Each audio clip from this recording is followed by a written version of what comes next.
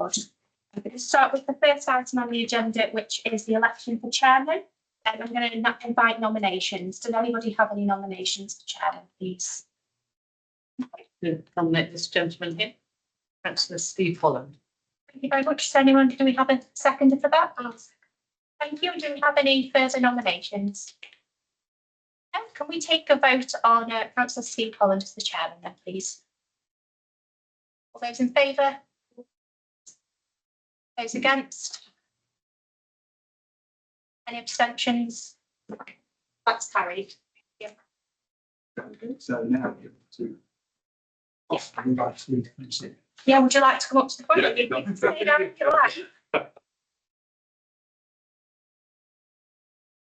It was very strange. My first meeting for the being put into the chair. Somebody has to do it.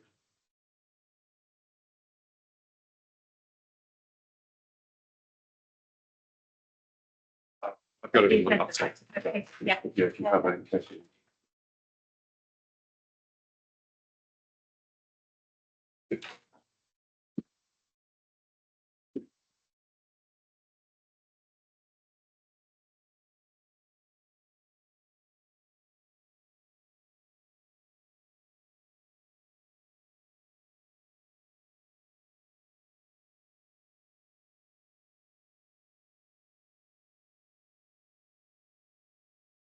Okay, good afternoon, everybody. So item 2 on the agenda is the election of vice chairman for 24-25. Any nominations for vice chairman? Can I just ask, first of all, could you introduce yourself? Yeah, I was going to, before we got back to it, I just wanted to get that done. Okay, and then do introductions right the way around the table, rather than just myself.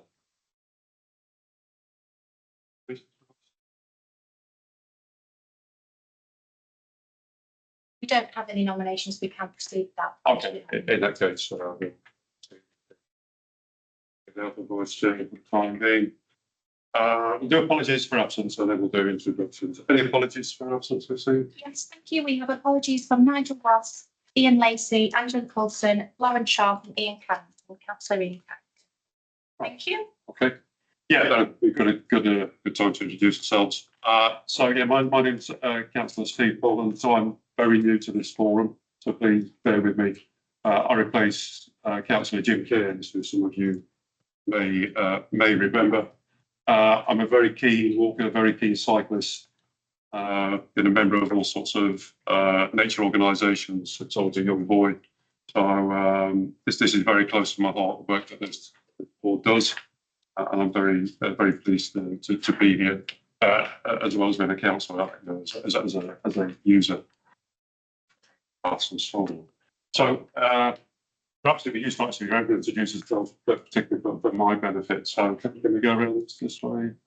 Yeah, good afternoon, everybody. I'm Emily Wilcox, and I'm Senior Democratic Services Officer here at LCC, and I'm responsible for administering. Thank you, Jim. I'm Andrew Fletcher. I'm the Public Rights Way and Access Manager for Lincolnshire County Council. I'm Debbie Brand. I'm the Countryside Access and Community Project Officer for the County Council.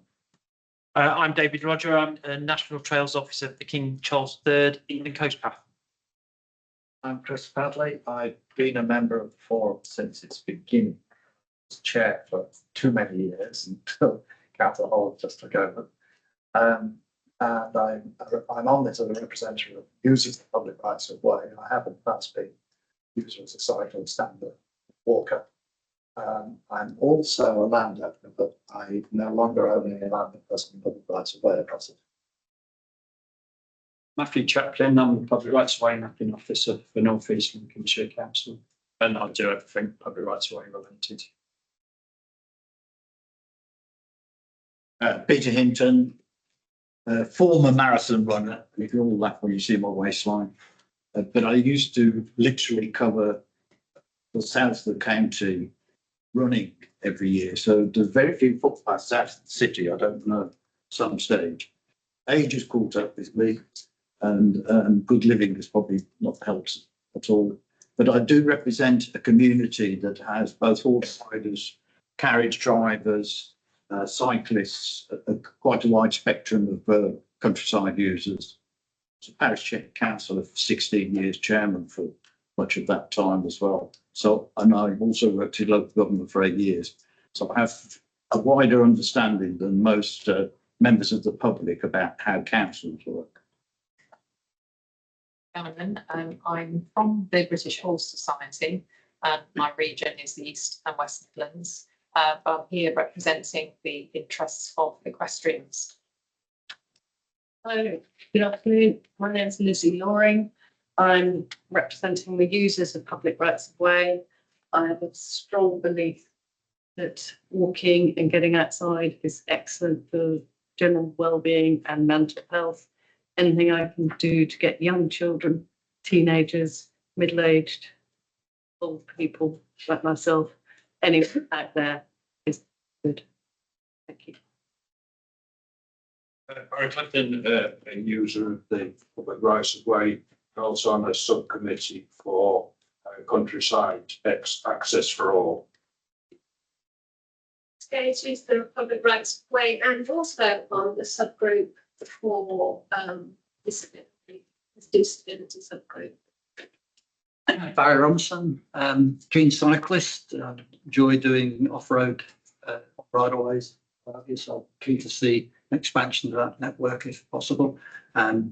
Also parish councillor and a member of the known as the Witham Valley Access Group, which is a pressure group to try and improve footways east of the city, and a part of the my role parish council is partly responsible for the upkeep of Cherry Fields, which is a green space in Cherry Willingham Road that's open to the public for walking, dog exercising, and bike riding, and etc. And like the lady was saying, trying to encourage the facility as much as possible to get as many people out of the community in there as we can by providing the things that will attract them.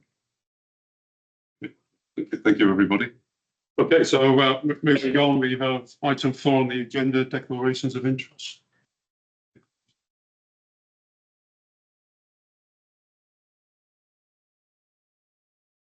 Hey, item 5, public questions.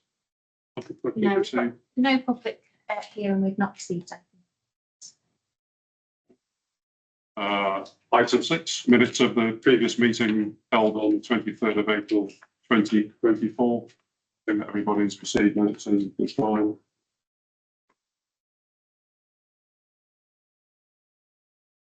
Any comments or questions on the minutes from the previous meeting?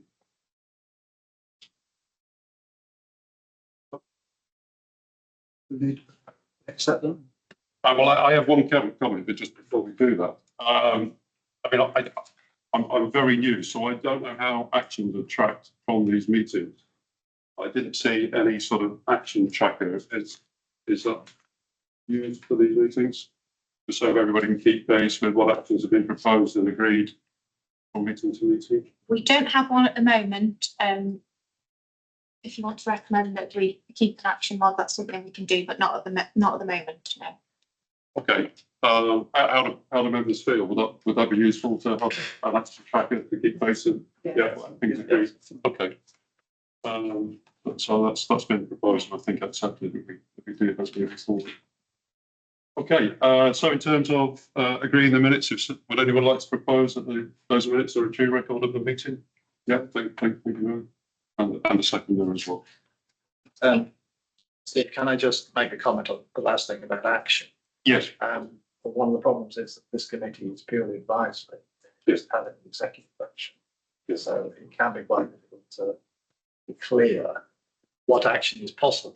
Yes. Let alone who puts it into action. Yes. Yeah. I've seen that from reading through some of the previous minutes. We just take a quick vote, all in favour. That's okay. Yes, of course. All in favour? Yeah, just a vote on the minutes, sorry. Accepting the previous minutes?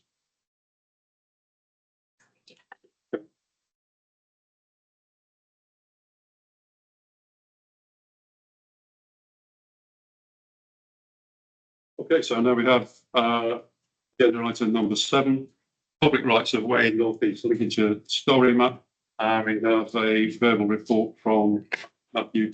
Thank you.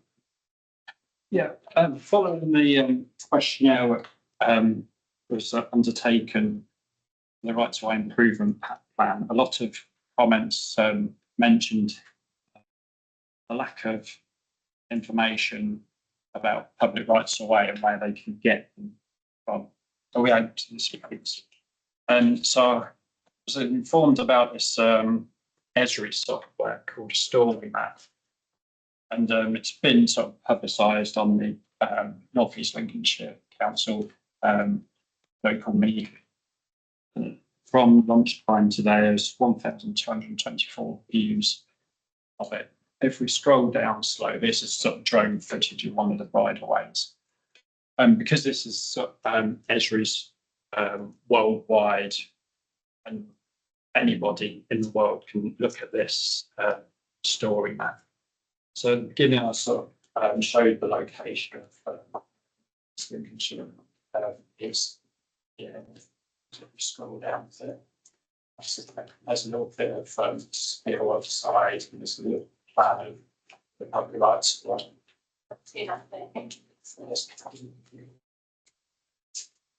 And so it sets out nice little things, and you can report the problem, walking trails, temporary closures, and the rights of way improvement plan. This can also be shown on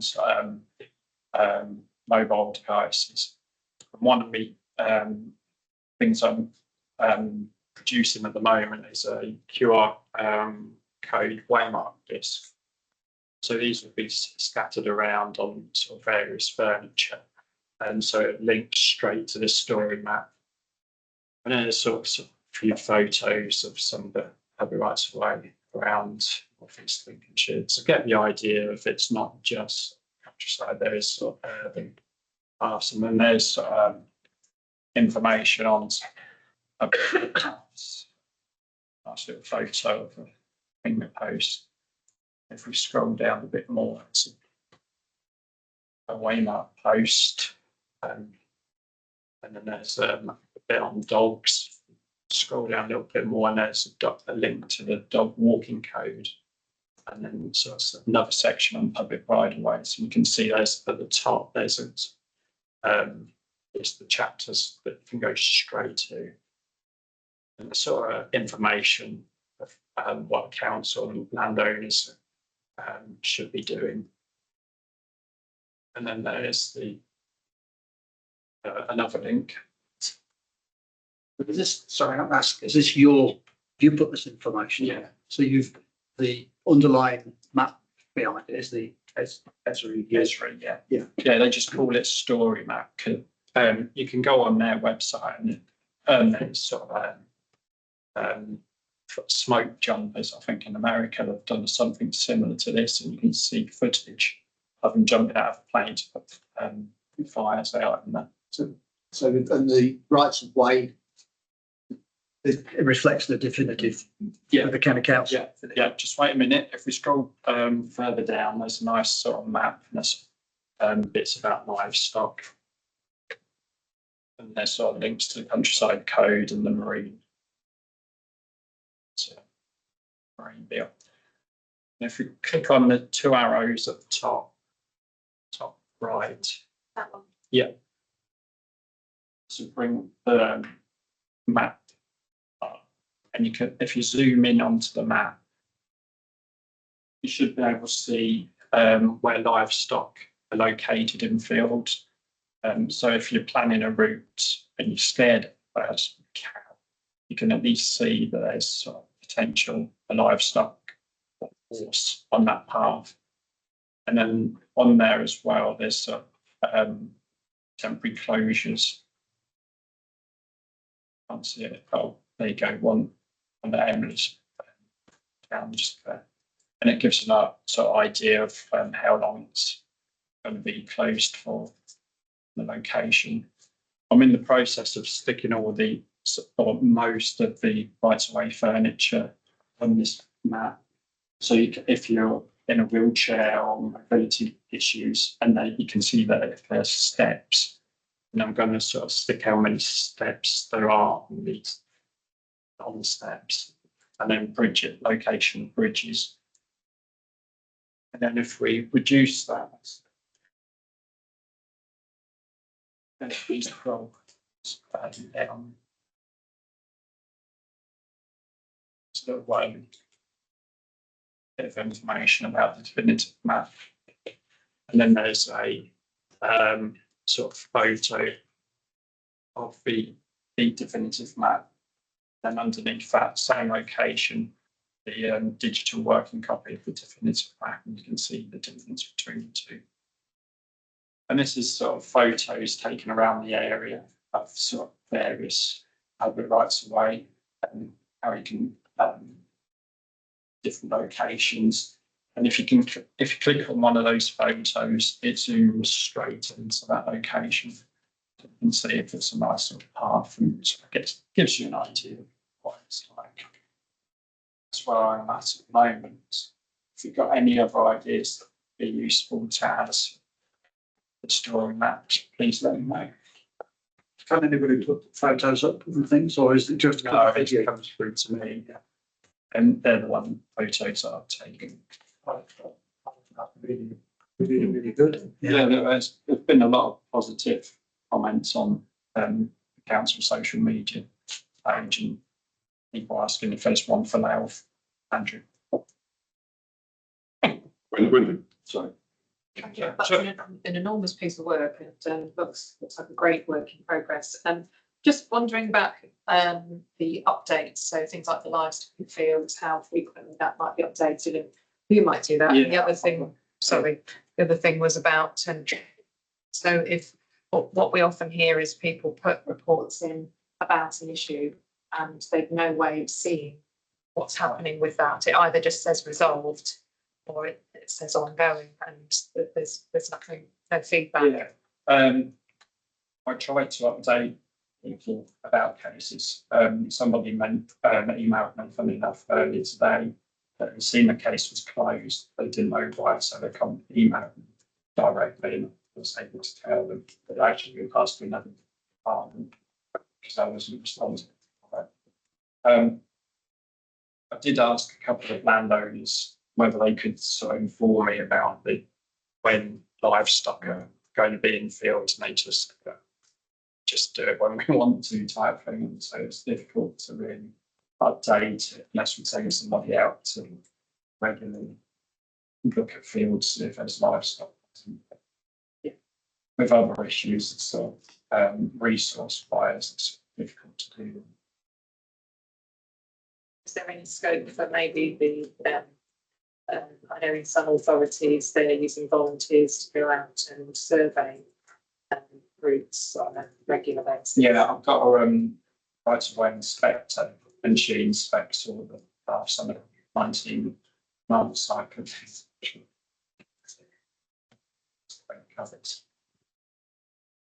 yeah, I think Chris and then. Yeah, thanks. I've got three on which you've already raised.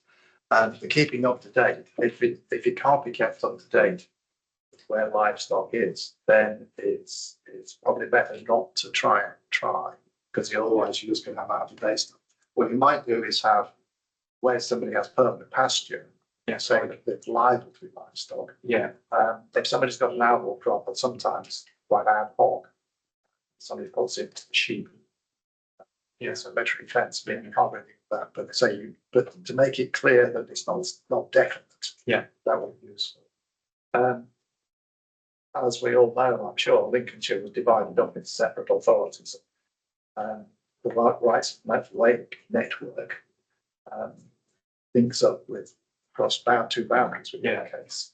Do you see any scope for, this is for the other authority here as well, any scope for the cooperating with the neighbouring authorities so that the paths that lead over the county boundary?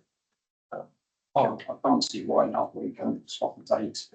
It's just this, If only for the ones which lead out of your county, so far as they so you can then see a logical destination. Yeah.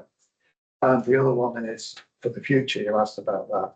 I'm always linked to other people in this life will raise the same issue, particularly the horse users, that the the footpath and bridleway network doesn't stand on its own, it's part of the wider highway.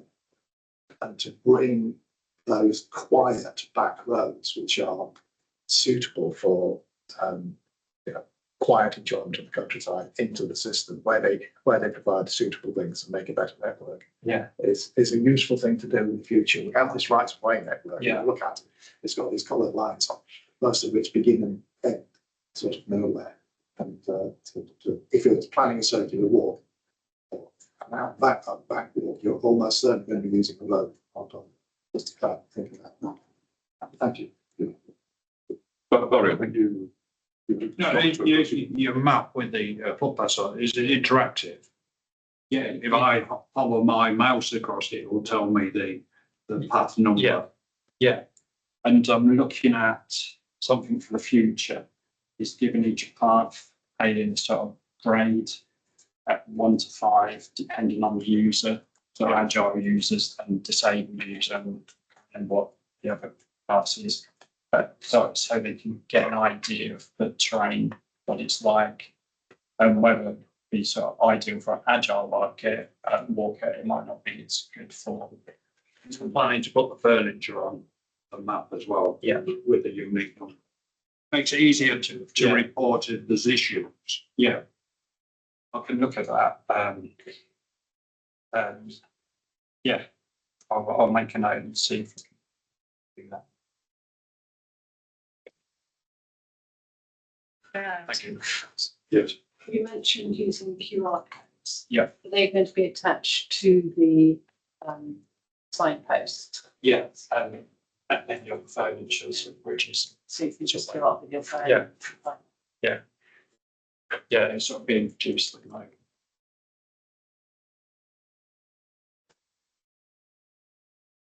Any other questions or not? Yes, Doug. Sorry, I'm assuming there's a cost to the council for using Esri. Yeah, is there?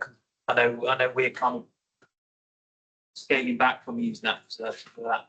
Is it a reasonable cost? Yeah, it's not too bad. Yeah. It's in the grand scheme of things. With what it can produce, and it's on the objective for the right-of-way improvement plan. Yeah. It's not too bad. And do you, as part of that, do you get training on how to use it, or do you fairly You get videos. buy? Yeah, YouTube video. Yeah. And then Yeah, or there's training modules on the Esri website yeah, for doing it, but I found this YouTube. That's good. yeah. So it's fairly intuitive to use. Yeah. Yeah. Okay. Thank you. Any other questions or comments? Just one question from me, Martin. Is there going to be any work done trying to roll this out within the schools of North East Lincolnshire? Not no, right, but Any other comments or questions?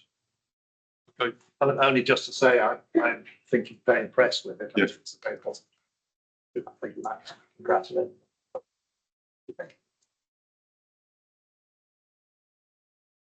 Okay, so the report's noted. Thank you. Thank you very much, Martin. Moving on to agenda item number 8, impact of the cut-off date for the historical rights of way to the definitive map. To receive an update from Andrew Fletcher, for rights of way and access manager, Lincolnshire Council. If you don't mind, Chair, I'll stand up. I find it easier to talk to a room if I'm standing up. Okay, so this is Chris had asked me to advise you on. In October last year, the government enacted 2 very short regulations. And the first one implemented what we call the cut-off date for the Countryside and Rights of Way Act of 2000, which I'm sure somebody may be aware. This is the bit that's entitled Extinguishment of Unrecorded Rights of Way. And it effectively extinguishes rights of way that were in existence prior to 1949. There's across the board. There's a number of elements that it does, but if it's particularly footpaths or bridleways, but it effectively creates a cut-off being claimed based on historic use from enclosure awards, all sorts of things like that. The Act itself puts that date to 2026, so they've made a separate regulation which extends that 5 years' time to 1st of January 2031. So that will be the date that the cut-off comes into place. The issue is, at the moment, various other enactions which would protect claimed rights of way that are still being processed in the system from being extinguished has not been made yet. So under section, the particular section of the Countryside Rights of Way, at section 56(2), regulations can be made to save pre-existing claimed paths. Those regulations haven't been made. So they've implemented the cut-off. They've extended the cut-off for 5 years. They've not implemented the saving regulations that's always in that, already in that act. So the intention is that they will implement that, but as it stands and as I can report to the lab, that has not been done yet, and we have not been given any particular timescale to know when it will happen. Similarly, while I'm on the subject, the Deregulation Act of 2015 requires various pieces of regulations to be made to put those in place. Currently, we've been waiting for a lot of this, which includes right to apply. It includes a variety of other elements, which I've got a report on here. None of those have been done yet either.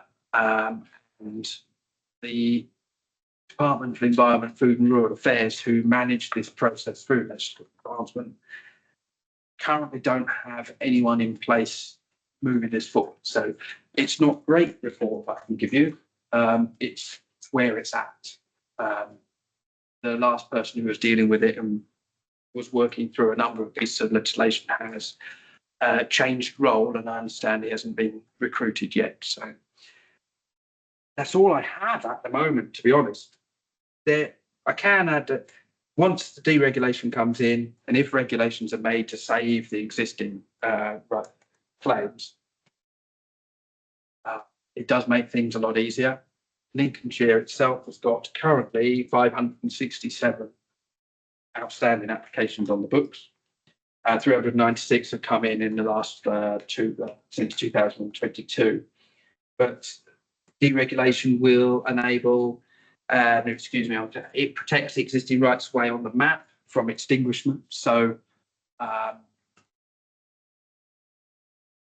currently the way the law is phrased, it extinguishes rights of way which are not shown on the map based on evidence pre-1949.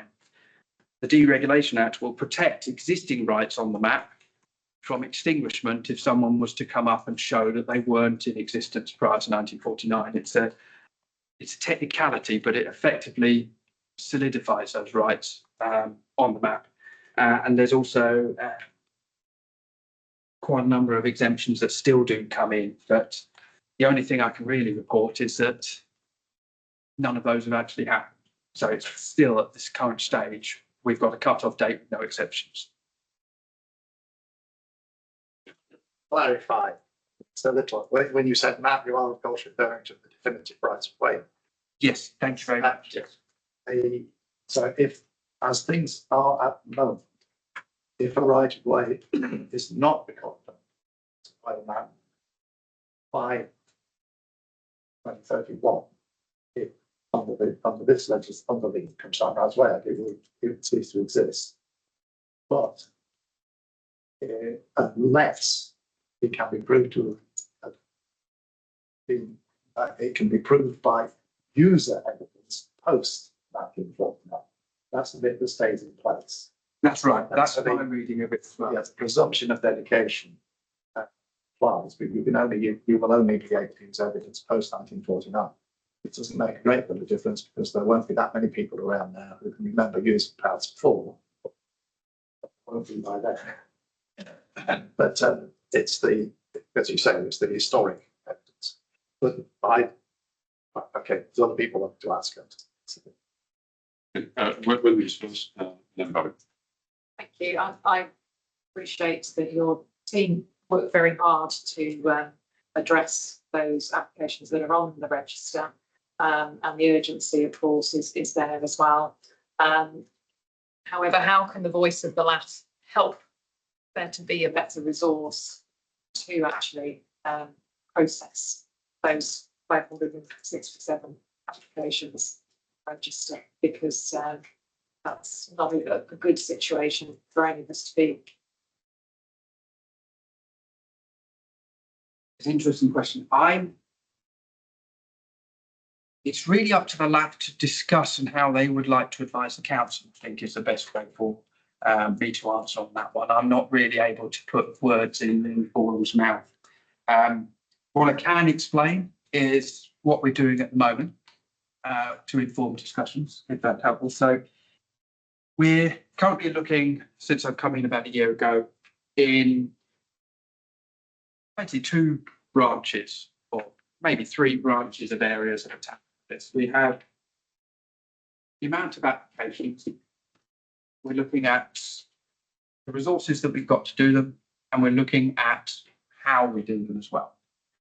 So there's, for the benefit of everyone who's not particularly fully aware of the process, there's 3 main areas for rights of way definitive map work. And it's usually when there's an allegation that there is a public right that hasn't been recorded. So one of the first things I'll say is that it doesn't create a new right. It only recognises existing ones that come into being. First stage is the application and looking through all the evidence. The council has to make a decision whether or not to make an order to add it to the map. Unlike planning, the order is actually probably the first stage of processing from the public perspective. Once an order has been made, it follows a public objection period, or what's called a statutory consultation period, in which anyone can make a representation about that. If there are no objections or representations at the end of it, and if it passes certain legal tests, the council is able to confirm the order and it comes into force, it goes on the map and it's recognised right away. However, the majority are objected to, either by the landowner or there might be other reasons. When that happens, we have an opportunity to seek withdrawal of those objections. And if that doesn't happen, then we should be sending this order to the planning inspectorate to determine. That goes into a separate stage, current waiting list, 14 months to 2 years effectively, before the planning inspector either holds a public inquiry or deals with it through written representations. And then they make a determination whether or not to confirm the order. If they do, same thing, it goes on the map. If they don't, then the process stops. There's the other element, is if we decide not to make an order, there is an appeal process for the applicant. And then that then goes to the planning inspectorate, who may or may not decide, after reviewing the appeal, and to direct the council to make an order and start that process again. There's another peculiarity you might be aware of, which is if the council makes an order that's different to what is applied for, because we will follow the evidence rather than necessarily what's applied for, there is no right of appeal for the bit that we haven't done. Instead, the planning inspectorate, from an officer level, we have some questions about this process, but the planning inspectorate's stance is that the applicant must then object to the order that has been made in order that it is then looked at by the planning inspectorate for what they applied for. So that's generally the process.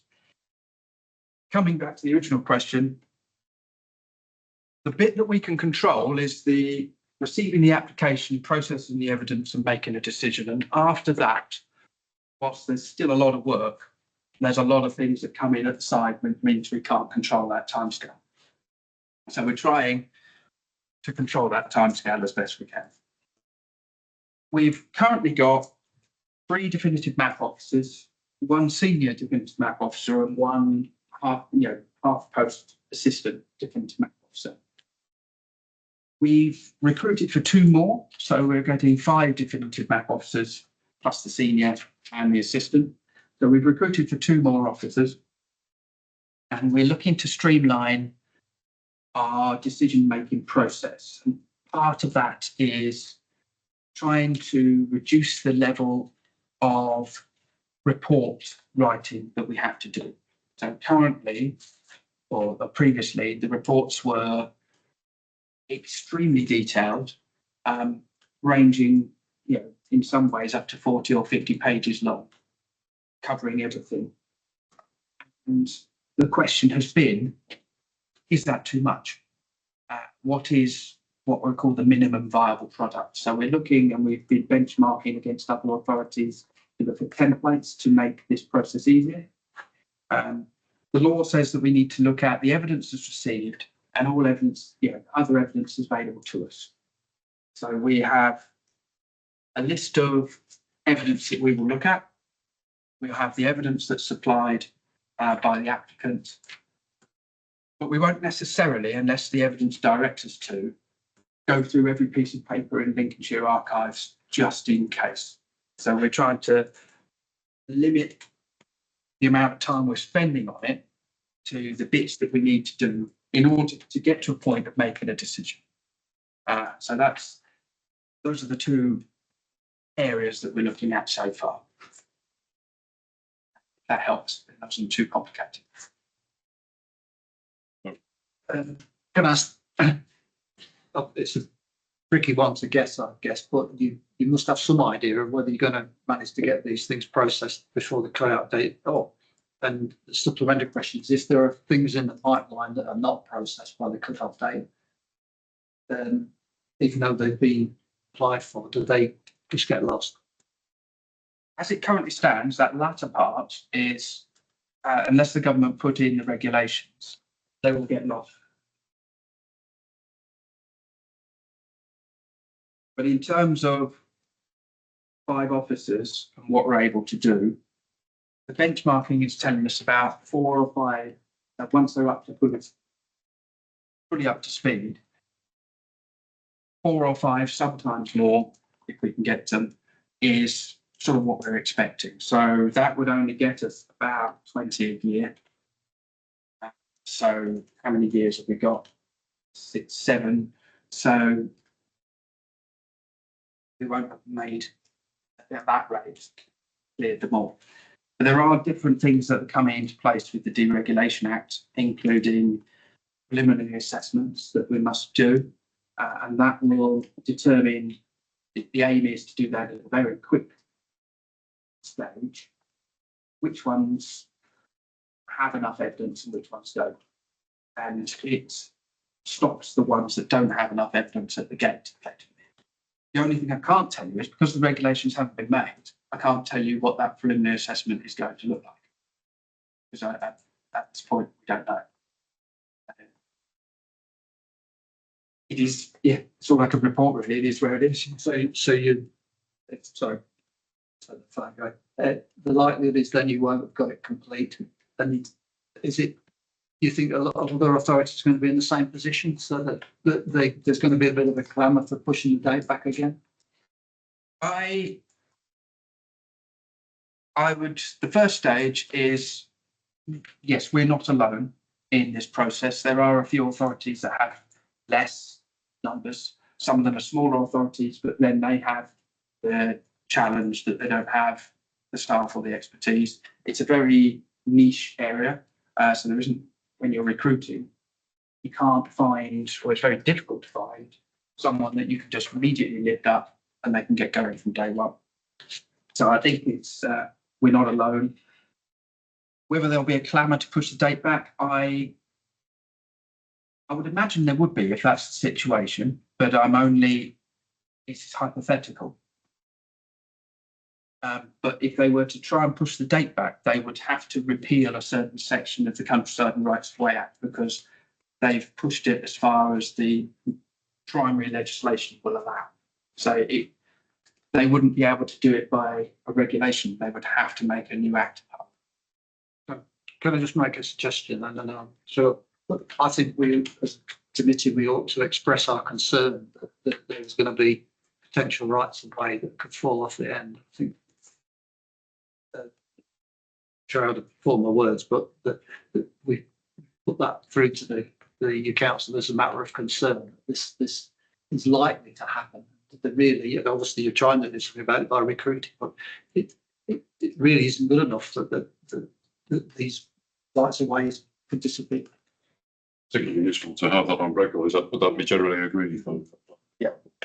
Yeah. Wendy, I think you had your hand. Yeah, I was going to say about the need for additional legislation to provide for any further extension. And I mean, our understanding is that any applications that have been submitted and are on the register, have been accepted onto the register, will not be affected by the cut-off date. They will still continue to be assessed, as you're saying, but if you're interpreting the legislation differently, Andrew. So, but of course, It's certainly the intention, yeah, but if I was to, the section that particularly says it, I typically printed the wrong page, but it basically says by regulation this can happen. And the trouble is that regulation. So there appears to be, from my discussions, every intention that would be the case. As it currently stands, that legislation hasn't. And it's not an ideal situation for local authorities either, because it's very difficult to manage a service when part of what they plan to do is put in place and not the other parts which balance it out. and the high volume of applications that you've had in the last couple of years have been in part due to a researcher who is working with the Ramblers and with British Horse Society, trying to secure as many of those applications on the register as possible. Yes, that's right. 368 of the 567, those of my numbers this morning, were from one party, as you say, on partly on behalf of Ramblers, partly on behalf of themselves, as part of a project, to look at everything in Lincolnshire. But Lizzie, before I bring you in, and Peter, I just want, Martin, do you have any comments for North East Lincolnshire? Oh, we only got 3. We're fine. Sorry. Okay, Lizzie. Mayor, given such big numbers, and even with the additional staff that you're not going to get through all of them, how are you prioritising the ones which you do look at? There's currently a published priority system. That is, there's a number of criteria that's taken into account in terms of its likelihood of risk, amount of whether people are safe, whether it's particularly controversial. But other than that, it's in date order. However, there is a committee that LCC run which look at priority lists and have the ability to increase the priority of certain cases above others. So we have about 20 that have been reprioritised. So we're currently working through at the moment. But recently, for example, we had a direction from the Secretary of State on an appeal from an applicant to look at one case that was number 5 on the list, which has obviously pushed that to number 1 on the list due to the planning inspector's intervention. So our aim is to follow that priority list. Things do come in that change it. Peter and then Chris. 2 quick ones for me, Andrew. Is there a role for Natural England in this? It's a very blurred situation since DEFRA passed a lot of the management of pros across to Natural England. I've had conversations with both, and I can't find a policy statement from Natural England that would help formulate these regulations. Are they playing a role? It's not Natural England, but DEFRA itself.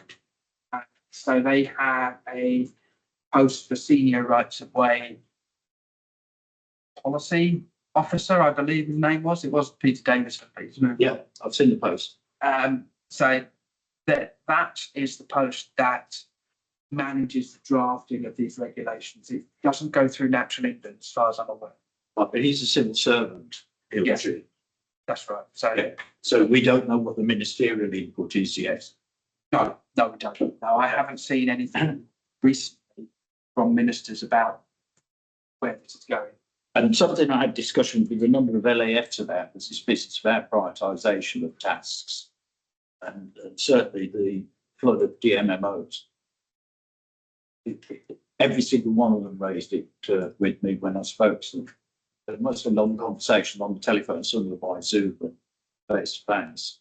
But I'm not quite clear what you said about who's determining the prioritisation. Initially, if it's by date, that's a bit of a crew management tool, if you don't mind saying so. So is there a system whereby ones that would benefit the community faster would be prioritised? And if so, who would make that decision? I'm probably the better decision to answer that than Andrew's, because I was there when the prioritisation was changed. It was partly because of input from the lab. And there are two aspects to the prioritisation. One is to keep cases moving. That is, once it's started in the system, that it carries on being dealt with. There was a big problem, still is, of churning the documents that an officer picks up, because there are several stages to go through with each one.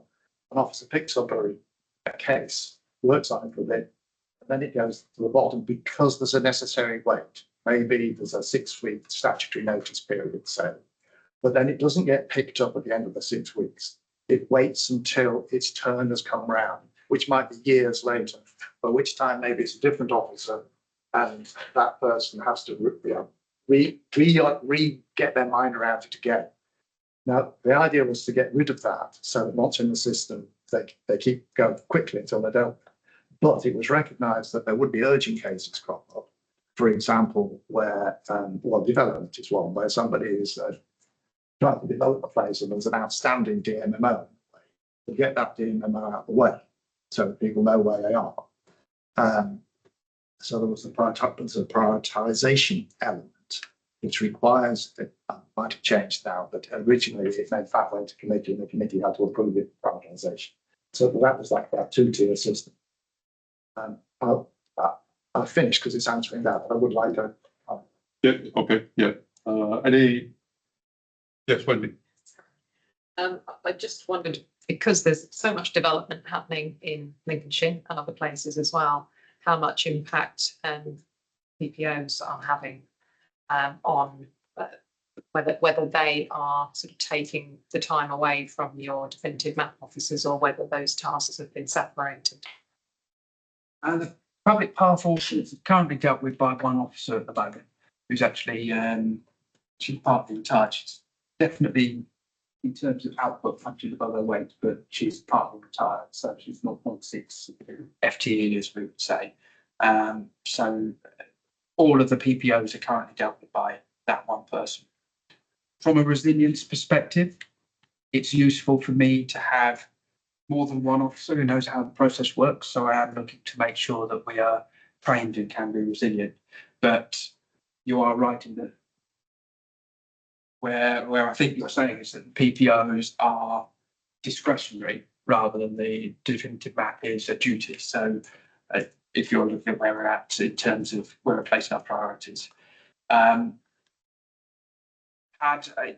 don't see much change in that in the current period in terms of if I was to shift priorities there, I don't think there would be a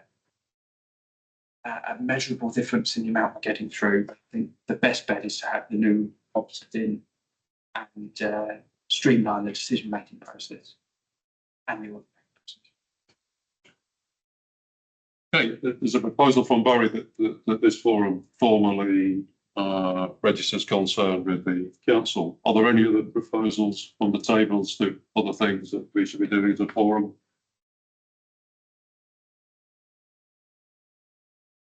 Suggest any other actions should be taken? look, well, I think we should discuss it at the next meeting. Yes, of course. Yeah, for sure. Do you want to deal with that as a motion? Because I want. So well, we have two proposals. One that it comes back to our next meeting, and secondly that we register our concerns formally with the council. So I'll propose those if there's a seconder. Those actions, yeah. All those in favour that we take those actions, yeah. Okay. So I've got a list of quick points here. okay. First one is going to be start with the bad news first. Just speak up a fraction. I'll beg your pardon. I'll deal with the bad news first, which is that from time to time I deal with people at national level who deal with this kind of thing around the country, and particularly with people who represent clients at public inquiries, including barristers. And the view amongst that community of people is that Lincolnshire is vying for the bottom place for this. At least it was a couple of years ago. And the good news about that is it means there's a lot of room to improve. And you did say, Andrew, that you are looking at what other authorities are doing. Now, my own experience, you talked about the bad reports, all for years and years, almost every report for a DMMO included a list of the work that had been done, the documents that had been done. And all the documents that I was quite familiar with, and almost all of them are ones which by their nature almost never have any information on public footpaths or bridleways. So if it's public footpath or bridleway, there was no point in looking at them. And yet an officer said they've been to the archives and been looked through all these things. Second one is that there is quite a high rate of cases being stalled because of mistakes being made in the procedures. The most recent one I had was in the last month. A public inquiry had been called, the rooms booked, all that kind of thing, a lot of expense gone to, and it's been cancelled because it was found that a technical error had been made in one of the notices. That kind of thing happens a lot. Has happened a lot. Again, it's not your fault, but let's look at it positively. There's a lot of room for seeing why it doesn't happen in other authorities and doing it the way they do. And on the question of the large number of pending cases, something roughly speaking, half of them are ones that have come in, as Wendy said, as a result of the major national organisations, as it were, getting their act together a few years ago and getting some funding, putting some of their own funding towards putting researchers in to look at things. So that's meant that cases I have myself put in quite a few over the years, which are still pending, sometimes after 30 years, they still haven't been processed. But instead of there being we know there's a right of way there, we know that it's not on the definitive map, sometimes it is actually available still, it's just not on the definitive map. And then looking for the evidence to prove it's there. People have been going to the general evidence, things like all the enclosure of wards in the county archives, and looking for every single one. That way you draw out a lot which are genuinely redundant, but nobody will want. Now, if at some stage in the process, the major associations who failed to be put in their name can be brought together and sift through this and say, look, which of these are actually going to be useful? Which of these are going to fit into the modern network in a useful way? Many will, but others will have been subsumed in early development and be utterly irrelevant. So it would be, with that process, possible to cut it down tremendously, the actual number of cases. So they kind of theoretical cases, but they're not real.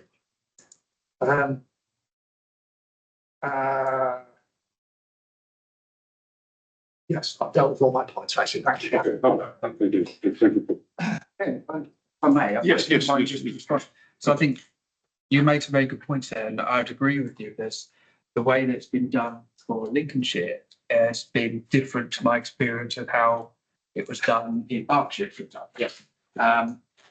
Because it has been that process of looking through the 1830 or Ordnance Survey map or the enclosure and marking down everything that's not on the current modern map. And as you're absolutely right, it gets to a lot of ones where it's very difficult to pick out strategic benefits. And it's in a way, it's also difficult for the council in a quasi-judicial role to make a determination, this one's much better than this one. We have to sort of we'd have to make a policy for it, which isn't undoable. We've got an general item next on the rights way improvement plan, but it might be something Forum considers in terms of its advice as to whether or not there is room to change how we're prioritising things and what we should be looking at. Goes on the list. I will say that once we receive evidence, we can't ignore it. So once it's been registered as an application, unless this preliminary evidence and test allows us to get rid of it, it stays on the list. But I think what you're saying is there's ones that we should be looking at first out of that 567 that we haven't really identified with current priority. What I'm saying is that with the agreement of the applicants, it should be possible at some stage in the future to sift these applicants. I'm not sure if there is a mechanism for withdrawal. No, that's what I think. But there are methods for getting them processed quickly if all parties are agreed that they don't actually want to happen. Yes, no, I'd agree. I think Yes, but I'm not saying it can be done now. I'm saying that all I'm saying on that one really is don't get too worried about that hundreds and hundreds that came in, maybe are continually coming in. It's not going to be quite as mountain of work that it seems if it's approached in the right way. Thank you. No, that's useful. Thank you. Thank you, Jim. Okay. Okay, moving on. Just conscious of time. It's a very full agenda this afternoon. Chairman, may I just clarify with the advice to the local authority? Are you happy? Is everybody happy that I work with the chairman to put together a letter raising them concerns? Is that how you'd like to proceed? I think the best thing is to draft the letter, send it Yeah. round to members for approval. Yeah, go to everybody. Yeah. Okay.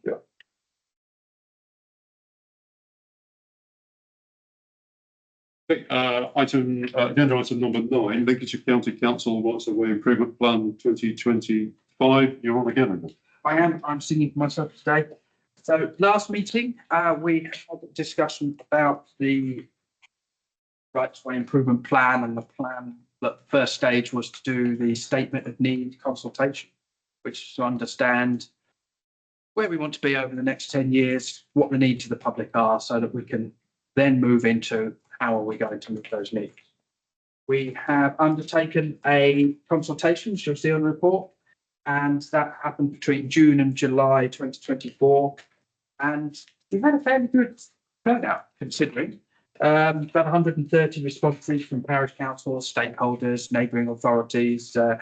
You were one of them, I believe. It's developed, we're in the process of developing actions from that, but we have in the appendix all the sort of things that have come through about what people want. General headline things that have come through have been a lot to do with vegetation clearance. It really, as you can, I'm sure you'll appreciate, it depends on your perspective as to what your needs are. But a lot of them well maintained. More routes for users was pretty much the second item, accessible paths, and then signage, route information, and providing assistance to landowners came through, path changes and facilities. So generally some really good feedback that came back from the consultation. And we had some really good advice from the last time, which is in the report on page 13. My next stage is to develop this into a draft rights way improvement plan with actions. And that's where I'm looking for the LAF's advice, either at this forum meeting or perhaps the subgroup, to come up and develop the actions for the coming plan. I'm looking to have word is a bit more of a direct approach in terms of its actions. I've looked at the previous ROIP and it's got headlines like social issues and things like that. I'm looking to have ones that basically say maintain the network, enhance the network, and so on. There was 4 in my headline, which I must admit I had lost it. So I'm just going to get there. Can you remember it? Promote, yes, that was the last one. Sorry, just bear with me 1 second. Sorry about this, Chair. That's.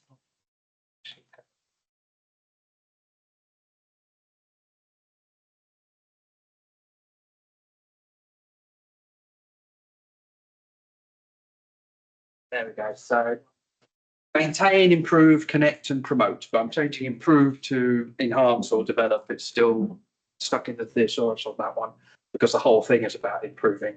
So it's generally those four pillars, what I'm looking at and how I'm trying to build the plan and get into a number of areas. So what might be helpful, even though it wasn't planned, is if I share this screen, it will help the lab see where I'm sort of leading to at the moment. So sorry about this. And will it fit?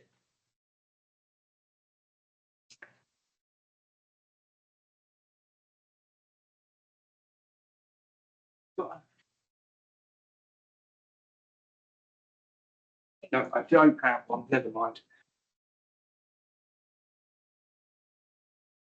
HDMI, I'm sure it'll fit. Anyway, so if you're okay with me just reading it in text, in terms of the highlights I've had is maintaining the network by reducing waste, minimizing natural resource use, improving the surface, having well-maintained paths, including vegetation clearance, improved enforcement and improved signage. Under the sort of enhance or develop the network, high quality walking and cycling routes, improved accessibility, new infrastructure, improved accessibility is written twice because it's that important. Increased DMMO decision output, more vehicle parking spaces, which is question mark as to whether that's possible, but this is stuff that's come through. And then planning, local transport plan and rights of way policy integration. Connecting the routes by, this is one of the big things that's come through, is having that fixing the connections in a more strategic way. Increased routes for walking and cycling, connecting the routes that we have got, creating new links to public transport, delivering the walking cycling network plans as part of the local transport plan. Sorry, improved road crossings, upgrading rights and having more routes. And then promotion, which is another pillar, which is promoting sustainable transport, improved and increased promotion, improved mapping and information, reducing and avoiding user conflict, circular routes, dog control, reducing the negative impact of public use, which is something that's come through particularly from the landowners' perspectives, and improved engagement with hard to reach communities. So those are what I've got so far from the consultation we've got and a review of all the council policies that have gone as well, particularly the local transport plan and the local plans from all the districts. Don't know if we'll take questions now or afterwards, but it's really a case of the question for the lab is, what action shall we have? How do we meet these needs? So what's the forum's opinion regarding the actions? And how does the forum wish to be engaged? So those are my two questions. Well, just before bring you in, I'm just wondering how the members feel about how we address this. Do members think that we should get into it here and now and try and address some of these issues? Or members prefer to see a subgroup set up that actually does a bit more detailed stuff and then reports back how the members feel? I think it's quite impractical to try and tackle it now. Yeah. Okay, well, members are thinking about that. Wendy, do you want to ask a question? Cycling brand. Didn't hear horse riding, carriage driving at all, which would concern me greatly considering the number of equestrians in Lincolnshire and the opportunity for tourism in Lincolnshire involving equestrianism as well. Yes, There's gender imbalance there. And also when we're thinking about people with mobility, both people with mobility issues to explore the countryside with horses.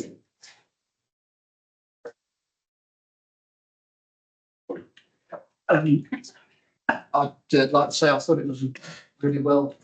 The report and the analysis was really useful, so I congratulate you on that. In the report, I guess you read it as well. There is a section on carrying, which I guess you didn't mention, but I thought it was good to see all different aspects of users segmented and analysed. I think that makes a really good basis for a response. When the first round of improvement plans were being prepared, different authorities took very different approaches. Some of them saw it as simply a list of works that they intended to carry out. Obviously, well, they thought through why they wanted to carry them out. Others in Lincolnshire that took the view that it was effectively a set of broad brush policies. It's always been my view that policies should be written as policies, not as plans, and that I would rather see an improvement plan that said what can we achieve practically and had some target to prioritise those in terms of specific rights of way in which needed improving in a particular way, that sort of thing, rather than just having this is how we will approach these problems when we encounter. Yeah, I think we just comment there. I've always held the same view that if you have a plan, you have to have deliverables from the plan. You have to be able to measure actually what was in the plan, what's been delivered. Otherwise, you say you end up with sort of vague sort of mission statements that actually don't produce what you're intending to produce. Other comments? Question? Yes, Peter. A couple of notes in mind. I have been talking to Andrew, by the way, and we've sort of exchanged notes on his work with the road and the document I submitted. And the intention is to align what I'm going to recommend to later meeting to the LAF with what Andrew is putting forward. But we have picked up a bit about this. I think the idea of a small working group that could work closely with Andrew in the next few months would help proceed matters faster. When I was a chairman of the parish council, I formed a planning group. Oh God, we didn't have to get through planning issues at meetings a lot faster. So they wouldn't make decisions, but they would submit their recommendations to the rest of the area. Size and however you want to form it, I can't really say. I do have one question about the representation. I have spoken to an awful lot of LAFs in the last few months, and 130 inputs. Are those individuals or are they representatives like John Bevan, Wendy, from national organisations? What's the breakdown? If it's just 130 individuals in the county side of Lincoln, it doesn't sound very many. No, it didn't go to all of the public. It only went to a stakeholder list of organisations. Right. But it did go to the members of the LAF, but it also went to all the parish and town councils, all the district councils, councillors. So they were all represented. It went to the BHS, went to the Ramblers, it went to National Farmers Union, the CLA, so wildlife trusts. So they were all organisations responding in a representational basis, rather than just their own personal. So rather than what is a percentage? What does 130 represent of those organisations you contacted? Half, less? It's less than half. It was probably about, I didn't necessarily report, about 30% of what we sent out. That doesn't surprise me. Yeah. But local government stats before. From a general survey perspective, 30% is pretty good, but It would be nice to get everyone, but I was quite happy with 30. Right, and one deviation my work has had at yours is I've deliberately gone to see what other organisations are doing, other LAFs particularly, but not necessarily exclusively. Is there any national scope for doing that? There's a national forum. Yeah, I know that there is something about it. The leader of the Kent LAF, I had a very long Zoom conversation with him, and he did mention it too. Sorry, John. I can interrupt. Yeah, please do. With you. National England, we did used to have an opportunity nationally, as labs, because of the lack of interest, it sort of went away quite a few years ago. Yeah, there are no minutes. You've got to go pre-COVID. A long way pre-COVID. Yeah. Okay, well, I think that's something that could be explored. how are the other, particularly the counties of similar demographics? I had very interesting conversations with Northumberland, whose issues are very similar to ours in many respects. But those are really only my concerns. But the road will form the policy for the local county council over the coming years. It needs teeth, I agree with you, but there's no reason why it shouldn't have aspirations as well. Things that we would like, but probably can't afford right now.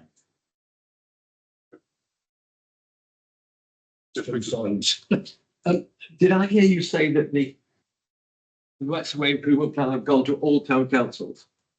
That's what I understand. We ran it through the engagement team at Lincolnshire County Council. So they sent it to all parish and town councils. I had to thought we got, because I'm on the town council in Mablethorpe. And I don't know about it. Okay. And I don't recall seeing it at my parish council. I'll follow it through with Steve Fletcher when I get back. Okay. If you haven't had it, please let me know because, as I say, because I didn't email it out myself. It went through the corporate engagement team. Follow up with them if there's something There's missing. a lot for us to be concerned about with the King George route and everything else through Mablethorpe so, and so forth. So, Not that old, King Charles. no, King Charles. Yes, King George. I'm sorry. What it's what it's worth. Thank you. I'm going to take a quick note just to make sure my colleagues that did go because we definitely had some. We had, I believe it was in the sort of region in terms of how many who came back. It was in the sort of 60% town and parish council were 50 of them. So it went to some of them. A bit worried if it's not gone to all. I'll make sure that we respond.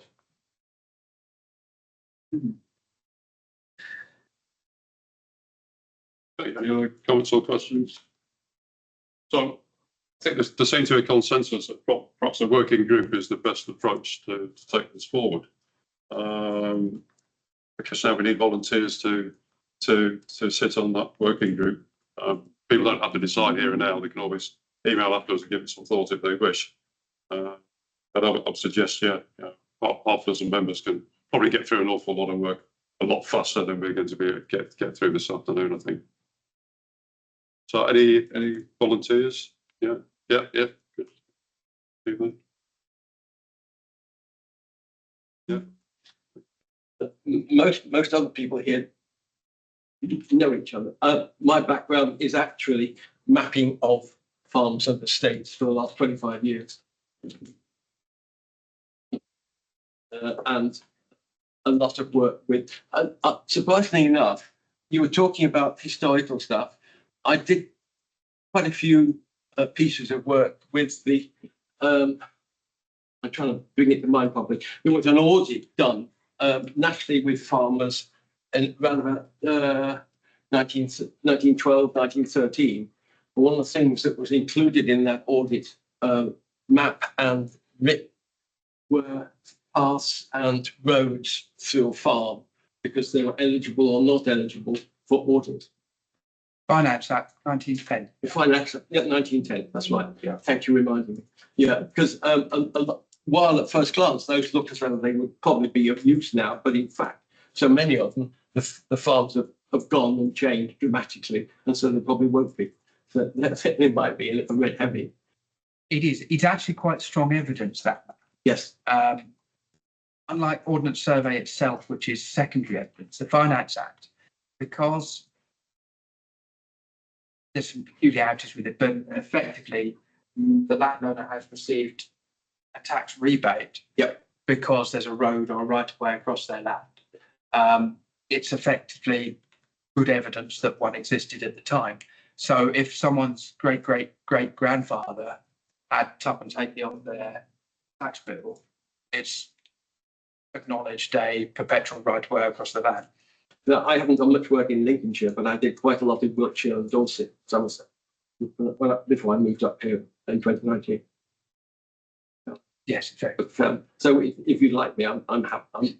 I think I could be useful. Yeah, sure. I'm happy to email out to everybody who's volunteered to organise dates.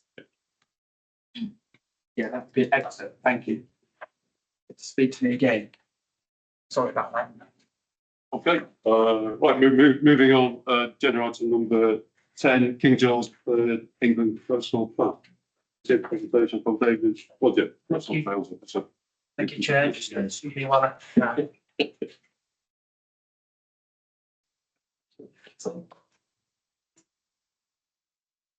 Okay, thank you very much. I've got some PowerPoint slides. You see, I'm going to whiz through these. I'm going to talk about, just very briefly, talk about the history and the current status of the England Coast Path. I'm going to talk very quickly about the branding that we're using and about physical access to the current challenges and solutions. So, starting with my title slide, this is a photograph that we used extensively for publicising we called it a soft opening of the Sutton Bridge to Skegness section, which we officially opened last month. This is at Guy's Head, looking at the Sir Peter Scott lighthouse, and this is not the culmination, but it's part of a phase that began in 2016 with the initial report and survey by Natural England along this section of the England Coast Path. This is a hard to read map. It's the only one I've got. And this is showing the new section here in green. And these sections in greens are the sections of the KT3 ECP, as we call it in emails, that are now open, and the other sections are pending. There's various issues regarding that. We're going all the way around the England coast. When it's finished, it's going to be 2,700 miles long. It's going to be the longest managed coastal path in the world. We're going to cheat a bit, and we're going to cut across Hadrian's Wall and then through Offa's Dyke to bypass Scotland and Wales. And yes, our little bit up here goes all the way up to Mablethorpe, and then we'll finish off after that. Just quickly in detail, starting in Sutton Bridge, got Guy's Head there, which I mentioned earlier, going all the way round to Hull Beach in the MOD firing range here. This is a kind of exclusion zone, so you're not allowed to go onto that for obvious reasons. That's fantastic, by the way, if you ever want to get up close and personal to practice bombing. It's actually quite fun. Maybe that's just me. I've actually done some. Yeah. Oh, have you? Oh, right. Fantastic. Yeah. It's great to watch. It's great to watch. Fantastic skyscapes around there. We go down to Fossdyke, past Frampton Marsh, RSPB, very famous bird watching area there. Right the way into Boston along the Haven, round along the north bank, past RSVP Freeston Shore, just here, right the way along the sea bank to Friston Dyke. More about that later, and then on to Gibraltar Point National Nature Reserve. More about that later, and then on into Skegness. On into Skegness, and this is the bit that's already been done. As Victor said, recently it's 60-mile sections that's already been done. There's Chapel Six Marshes, which I'll talk about later as well. And then we go from Mablethorpe North up through the Dogleg at Saltfleet along the sea bank. You can maybe just make out here the England Coast Path splits into two sections, which I'll talk about next. It goes all the way around up to Tetney Haven, where Matthew takes over from us for North East Links, and then into North Links, and then on to the Humber. So very quickly, this is Donanook. Just want to talk about this really quickly because this is a bit of an access issue. Here's the England Coast Path here. You can see it's completely inaccessible at the moment. This is all sea buckthorn. What we're going to do is cut a path all the way through the sea buckthorn on this. You can see there's actually a ridge here. I don't know if you can see it. And then we're going to go through between these two water courses, and then down. This is looking south, so we're going down into Saltfleet from there. This is the north section. So that helicopter was kind of about here. So the route splits into two, and that's to protect seals during the seal pupping season. So this is going to be a new route. This is at the moment just all sea buckthorn. This is going to be cut through. So this is going to be accessible over winter, and then during the summer you can walk along the beach. So these sections and this one here, this isn't on the ground at the moment. This is going to be cut in the spring now because the seal pupping is imminent, or it's actually happening. So we've had to stop work for the time being, and what we're going to do on the seaward side is we're going to use this kind of dog-proof fencing with these angular brackets to stop the dogs interacting with the seals. So this is the kind of branding we're using. This roundel. This is going to go right the way nationally, and these footpath markers as well. Here's some that here's some we made earlier that we've already put up. We're using oak wooden finger posts that should last 15, 20 years at a minimum. In urban context, we're still using the same kind of metal post that you'll see around the other rights of way. And we're using these yellow roundels to denote public footpaths and the coast path. We've got some challenges. The salt beef cattle along some sections, especially the new sections that have never been used as public footpath before. So we're going to have some challenges with that because the cattle are it's perfectly legitimate for them to graze on the sea bank.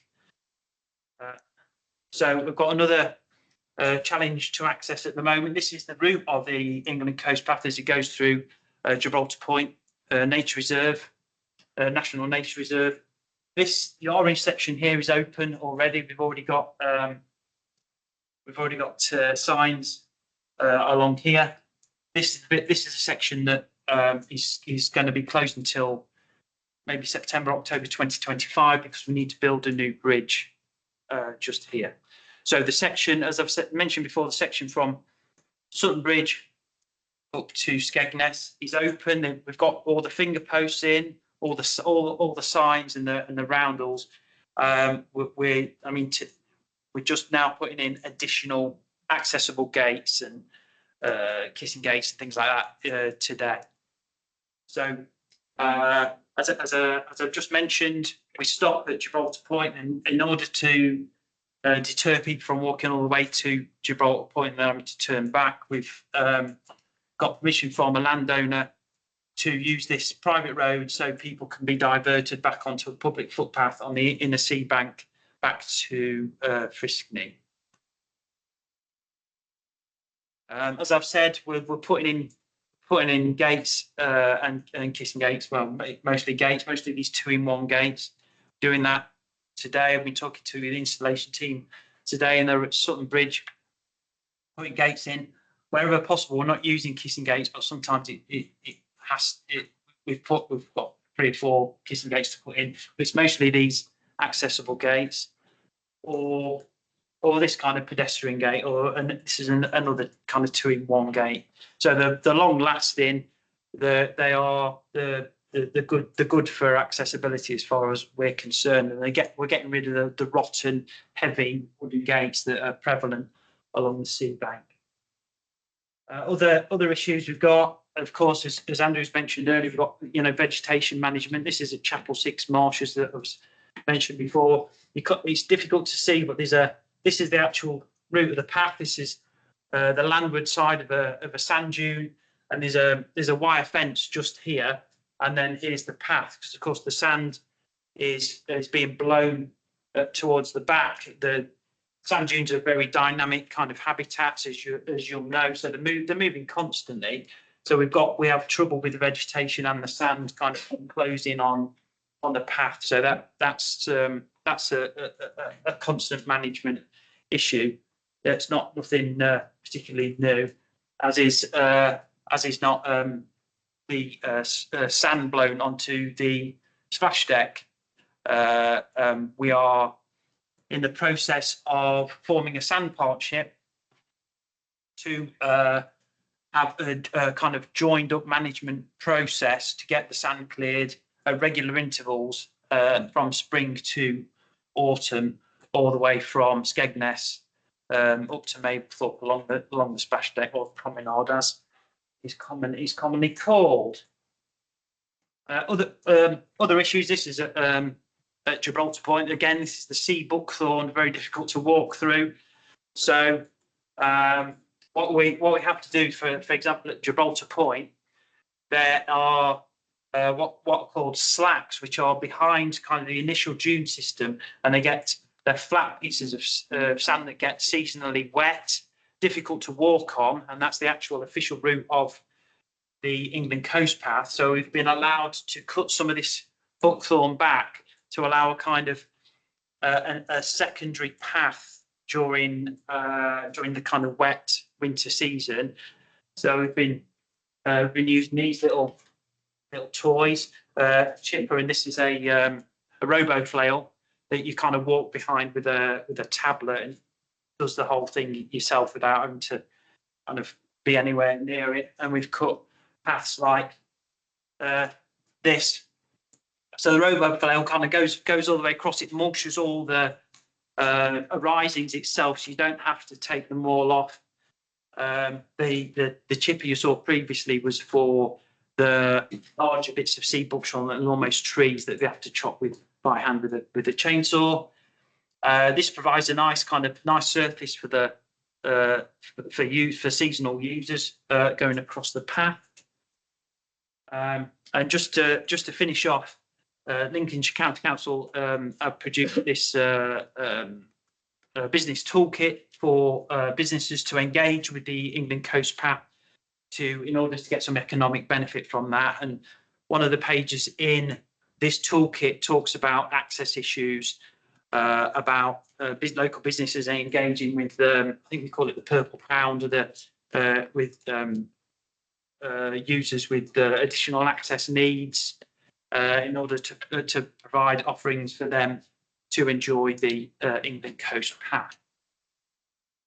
So that was it. Sorry I talked really quickly, but I thought I'd get it all out of the way before you fell asleep. It's really exciting. It's really exciting stuff, David. Really exciting. Questions and comments? Yeah. Yeah, it's great to hear about all your accessible gates, but the route surfaces are still very natural.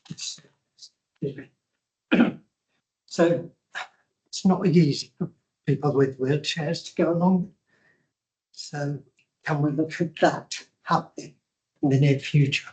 So the England Coast Path has always been a path for walkers, and where possible for wheelchair users and people with mobility scooters and pushers of pushchairs, for example. So we are implementing a grass cutting regime along the sea bank, so we can make sure that will be cut on a regular basis throughout the grass growing season.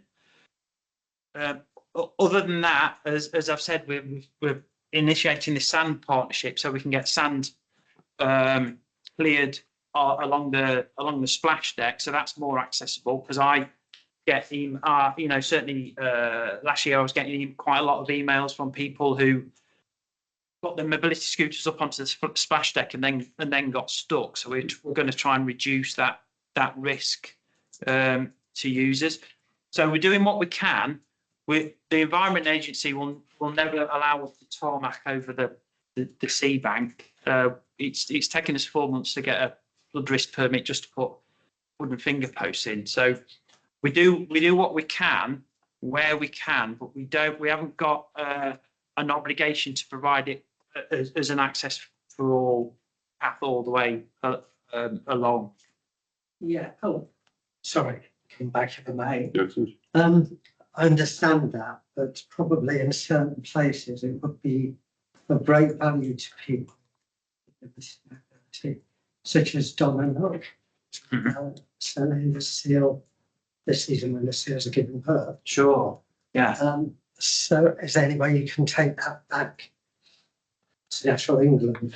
Yeah. Discuss that, please? Yeah, absolutely. Yeah, and if the forum wants to suggest any, like say, any areas that we can kind of concentrate on, Natural England are open to all those kind of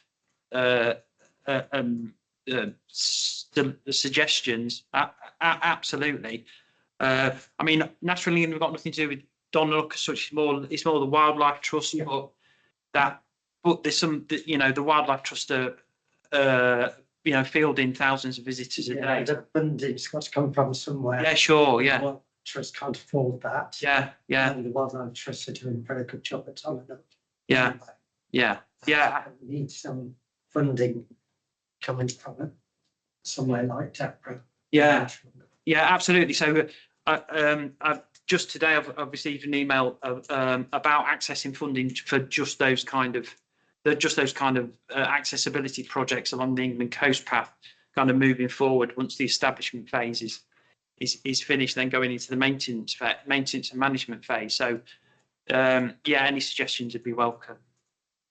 So you need those suggestions through the forum to yourself. Yeah, sure. Yeah, happily. That's it. Sorry, Wendy, then Barry, then Victor. That you're doing, Tom, but it is an opportunity missed where physical features would have allowed multi-user access along the path, particularly because bridleways are crisscrossed and in some places used by the coastal path. I appreciate that. The work we're doing is based on the work that Natural England did, like I say, in 2016, and the prices have gone up substantially since those costings were made in 2016. I mean, ridiculously. So that they're kind of they're sweating a bit as it is now. So they're allowing us. This is 100% funded by Natural England. What we've done, and they're allowing us to do that. But they're kind of saying anything else at the moment, consider additional funding kind of streams. But yeah, I absolutely take your point. Thank you. We challenged along with others the coast to coast path, and the outcome of that was that will now be multi-user. Yeah, so can. Yeah, it can. Yeah, absolutely. Sorry. First of all, I'll say really good stuff. I'm very impressed. It would be nice, I guess, the same price also if as a bike user, if there's some of the, because I think it's basically it's a footpath, isn't it? There's not many sections that you'd be allowed to ride a bike. There's quite a lot of footpaths along the sea bank, but there's big sections that never been had public access before. Yeah, are they right of way status or footpath status? Not some of them haven't got any previous status at all. So I just covered it now. It's the point I was going to make earlier, which is to define the status. Natural England have basically created a long, narrow, open access land stretch for the England Coast Path. So it doesn't have a highway status. It's classed as open access land, which really means on foot it's actually probably got less rights than the footpath. So it doesn't have multi-user rights along there. If they were to be considered, it would have to be either by permission or dedication as extra rights by the landowner themselves. It does have a unique ability, which you're probably going to cover, but I'm stealing your thunder, sorry, in that it, instead of being just a linear route, it can move because it's got this spreading room based on something to do with the tide, which you will tell me in much better detail of, but it to do with the mean low tide level, I believe. So where it's designed to counter erosion in the future, so the path can shift. But other than that, in terms of cycling and horse riding, that hasn't been included in part of what Natural England has done in terms of their commencement and granting rights. The other point I'd make is that I speak as a parent of somebody who uses a wheelchair. But I think, you can only go so far with respect that where you can provide disabled access, if you like, then that's great. But it's certainly, it's not possible to do this throughout the country. You've got some parts in Devon and Cornwall where, I've walked to, there's no question that you're going to take a wheelchair up and down some of those. So with Lincolnshire, great if some parts of it, like the concrete over promenades, could be kept clear. Yeah. But I think it would be unrealistic to expect it to go much further than that, on through the sand dunes. And Yeah, that's it. I mean, some parts are, like I say, they are sea bank, and I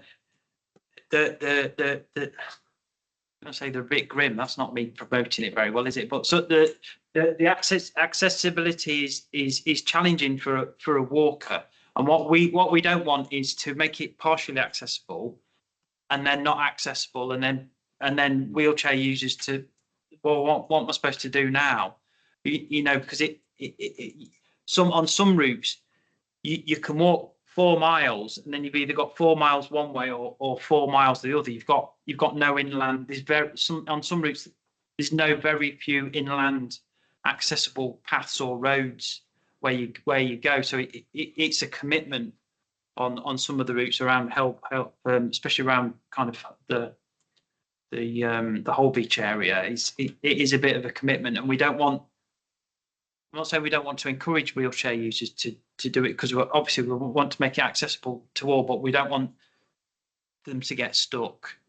I don't know how else to really describe that, but that's kind of. Okay. Yeah, Victor and then John. I was on the Dorset at Laff in 2000 when the coastal path was first mooted, and one of the biggest points of contention with the landowners was the spreading. Yeah, and there certainly can't be much spreading if you're actually along the coast, along Lincolnshire side, because you've got sandhills inside. But these have a tendency to move, of course, with the weather. And they told me at Dudley last year, the tide actually came in to the top of the sandhills at some of the high tides. So people need to be aware of the fact that there can be high tides, and particularly around Saltfleet and South Somercotes as well, where it looks to be a mile out to the sea, but in fact it's all marsh that can be easily covered by high tide. A point of goodness, though, is of course that English Nature have just started work on the old Sandylands golf course, and that will be available to all. So it'd be from the Hut-off Terrace, which is County Council controlled, which is to the south, through to Sandylands, so it will be available for all from the terrace. Terrace now has got good car parking still, particularly if you're charging people to be there. But we are having troubles keeping the sound away at Sutton just off of Maplethorpe. Yeah, it is a problem, and it will always be a problem. Yeah. But we're doing our best, and of course you've got the English Nature Reserve just at Fennethorne as well, haven't you? Yeah, which can be useful. Yeah, absolutely.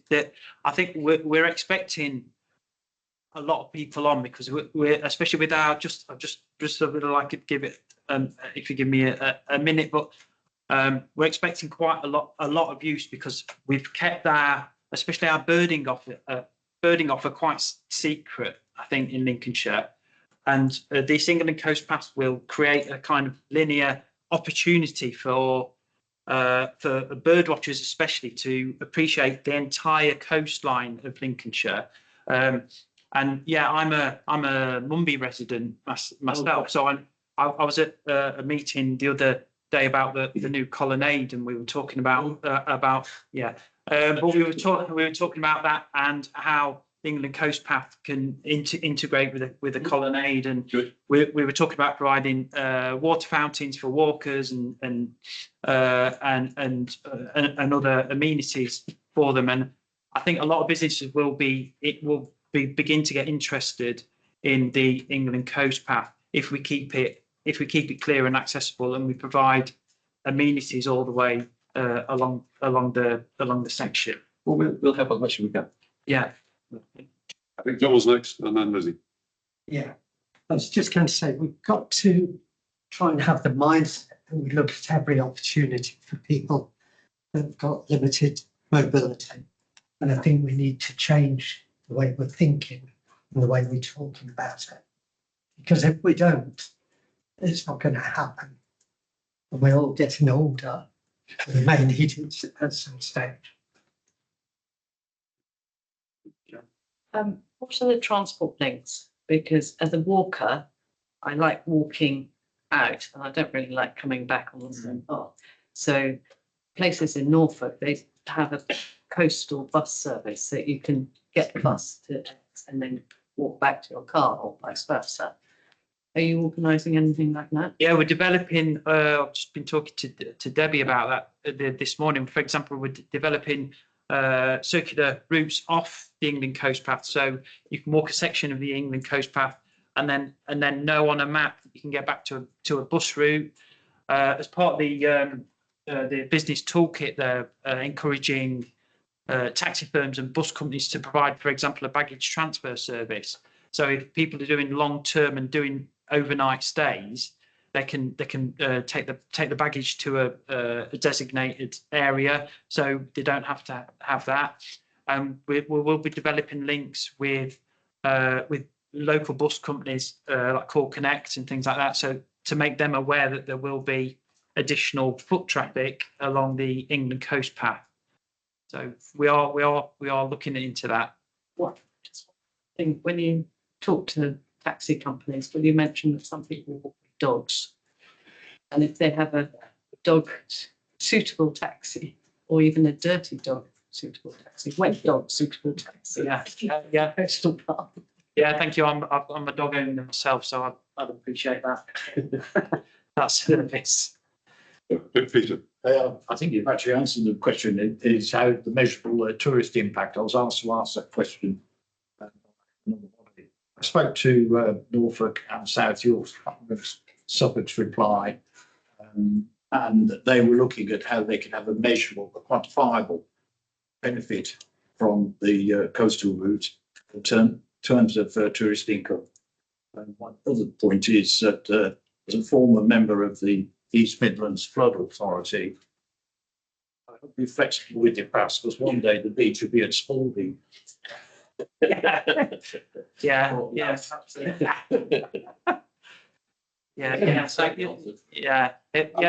saying so. The storm damage and what have you, and Victor's already mentioned it, is that's something, if you've ever been involved, and you clearly have, you must be well aware of. This could all disappear. Yeah. A really bad night. And that's why we've got spreading room. And Norfolk have had to implement that already because of the erosion they've already had.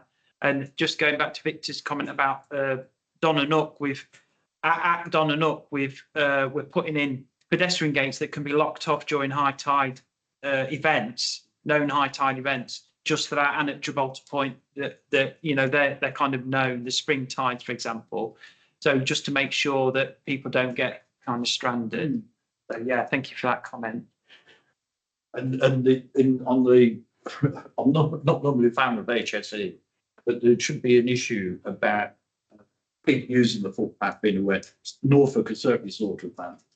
The warnings about whether the combination of the spring tide, very, very low atmospheric pressure, low over the North Sea, and the storm front will rip into the East Coast probably in our lifetime. Yeah, absolutely. And I had a site visit with the North East Links wildfowlers 2 or 3 weeks ago to talk about signage at Horseshoe Point, which is near Marsh Chapel, to talk about that very same question, because they can have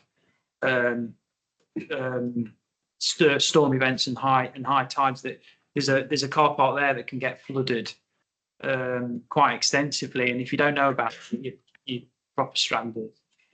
So yeah, it's something we're looking at, and we're something we're talking with other authorities, and also organisations like Environment Agency, of course, to make sure we can lessen the effect of those unseasonal tides. Thank you.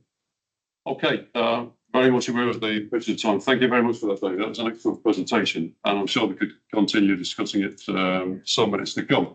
I think there's a general consensus in terms of feedback that the group would like to see as many of the sections available for multi-use as is reasonably practicable. I think that's basically what we're saying.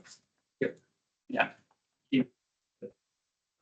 Chairman, Yes. you just mentioned time. Can we think about what time we need to be away?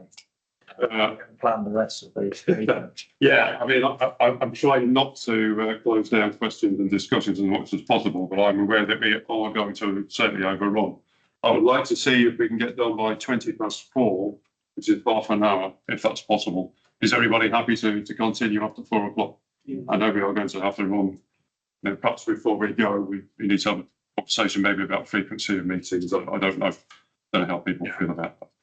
Okay, so let's move to the next item on the agenda, which is item 11, the Viking Way. To receive a presentation from Debbie Brown. Thank you, Chair. I just want to go through some of the improvements that we've done over the last few years to the Viking Way. I'm sure most of you are familiar with the Viking Way, but I'll just do a quick history. So the Viking Way is a 149-mile walking route that runs from the Humber in the north down to Oakham in the south, crossing Lincolnshire. The route was established in 1976 by a partnership of Lincolnshire, Leicestershire and Humberside councils with the Ramblers. And the name reflects the influence of the Danelaw in Britain's eastern counties. There was a project between 93 and 96 to improve the Viking Way that did a lot of improvement work. But since 2021, we've also been trying to improve the route as well. The route runs through some lovely areas of Lincolnshire, and the map shows the route, an overview of the route. It runs through the Lincolnshire Wolds National Landscape, the Lincolnshire Linewoods area, the market towns of Caister and Horncastle, comes through the middle of the city of Lincoln past the cathedral and the castle, then goes down through the cliff villages, along the Grantham Canal and then out of the county along the ancient routes, including the High Dyke and the Drift. The aims of the most recent project was to look at the route and amend it where needed, especially if there were safety issues that we thought that we need to consider. We wanted to improve the way marking, improve the surfacing where needed, replace old path furniture such as boardwalks and gates. And this is a new boardwalk that you can see in the photo that we installed between Aisterby and Goulsby, and it's a recycled plastic. So it should have a lifetime of, we hope, 50, 60 years. We wanted to replace stiles with gates to improve access for everyone. And we wanted to promote the route better, maybe have new leaflets and some promotional films. And then we also wanted to develop short circular routes. So if people didn't want to walk the whole of the 149 miles, they could experience part of the route with a circular route as well. So we have made some route changes in the last few years. I'll just quickly go through those.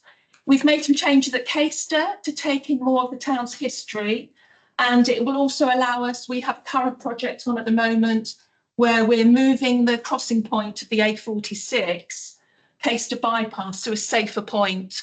So that will hopefully be in early spring. North of Tilby, the Viking Way has been put onto the definitive line that it should have been on. At Ludford, we've reduced the amount of road walking by using a public footpath.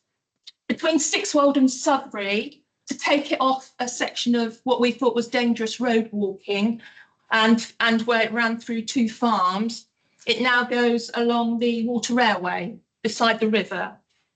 At Bardney, we've just amended a tiny amendment to the route so that we take in the village facilities so that people are walking past the shops and can make use of those facilities. Between Fiskerton and Lincoln, we've tried to improve the approach for walkers into the city. It's been quite difficult. The old route used to go along the riverbank, over a railway crossing and through an industrial estate before you came into the city. It now goes through Fiskerton Village and Cherry Willingham Village, takes in their facilities and comes into the city, north of the city. It is an improvement. I wouldn't say it's the best, but it's the best that we can do. At Harmston, we've added an alternative route to avoid a stile that we can't remove. At Colby, we've amended the route to avoid a very narrow, wet path. And at Nathanby, again, we're going through the village rather than around it. So again, walkers can use the facilities that are there. At Wellingham, we've again tried to reduce the amount of road walking, and we're using an extra public footpath. And the same with Westborough, we're just taking a more direct route, really, for walkers. As I said earlier, we wanted to develop a series of short circular walks for people so that they could enjoy the Viking Way, but not necessarily walk the whole of the 149 miles. So we've come up with these routes so far. That's not to say we won't develop any more, but these are additional to the routes that we already had. So we've got Tilby, Donington-on-Bain, Woodall Spa, Cherry Willingham, Wellingham, Carlton Screw, Walsall and Skillington. So quite a spread across the county and across the length of the Viking Way. All of the information is available on the Visit Lincolnshire website, where there's directions, map and points of interest for all these walks. The website, you'll find all the Viking Way information now on the Visit Lincolnshire website. That's since May 2023. Previous to that, it was on the County Council website. We have updated since then. In this January this year, we've tried to improve the offer for the Viking Way on the Visit Lincolnshire website. And it now includes an overview map of the whole route, maps and directions for each of the 13 sections of the Viking Way. And it's also got maps and directions, as I said, for the 8 new short walks.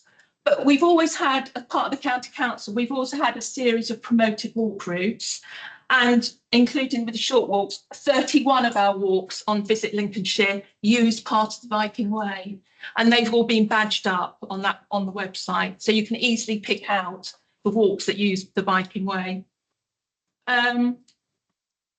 It's great to have the Viking Way on the Visit Lincolnshire website, because that website also has information about places to eat, places to stay, local points of interest.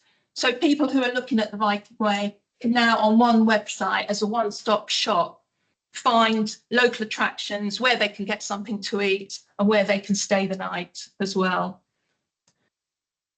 We have created 2 new leaflets, which I've got available if anybody wants copies today. We've got a Viking Way leaflet that just promotes the whole of the Viking Way, has an overview of the route and there's a few highlights of the route, and then directs people to the Visit Lincolnshire website for more information. And then we've also created a new Walking in Lincolnshire flyer. So as well as promoting the Viking Way, this flyer promotes all the promoted routes that the County Council have that are now on the Visit Lincolnshire website, all the countryside for all routes as well, for those with reduced mobility, and also a link to our online access map. So if people prefer to plan their own routes rather than use one of our promoted routes, then they can do that as well. So these leaflets have gone out to tourist information centres, libraries, anyone who's asked for them, really. So they've been really, really popular. So I won't go through the whole list, but you can just have a look and see these are the figures for some of the work that's been done, including installing 819 of the new Viking Way blades that you can see on the photo.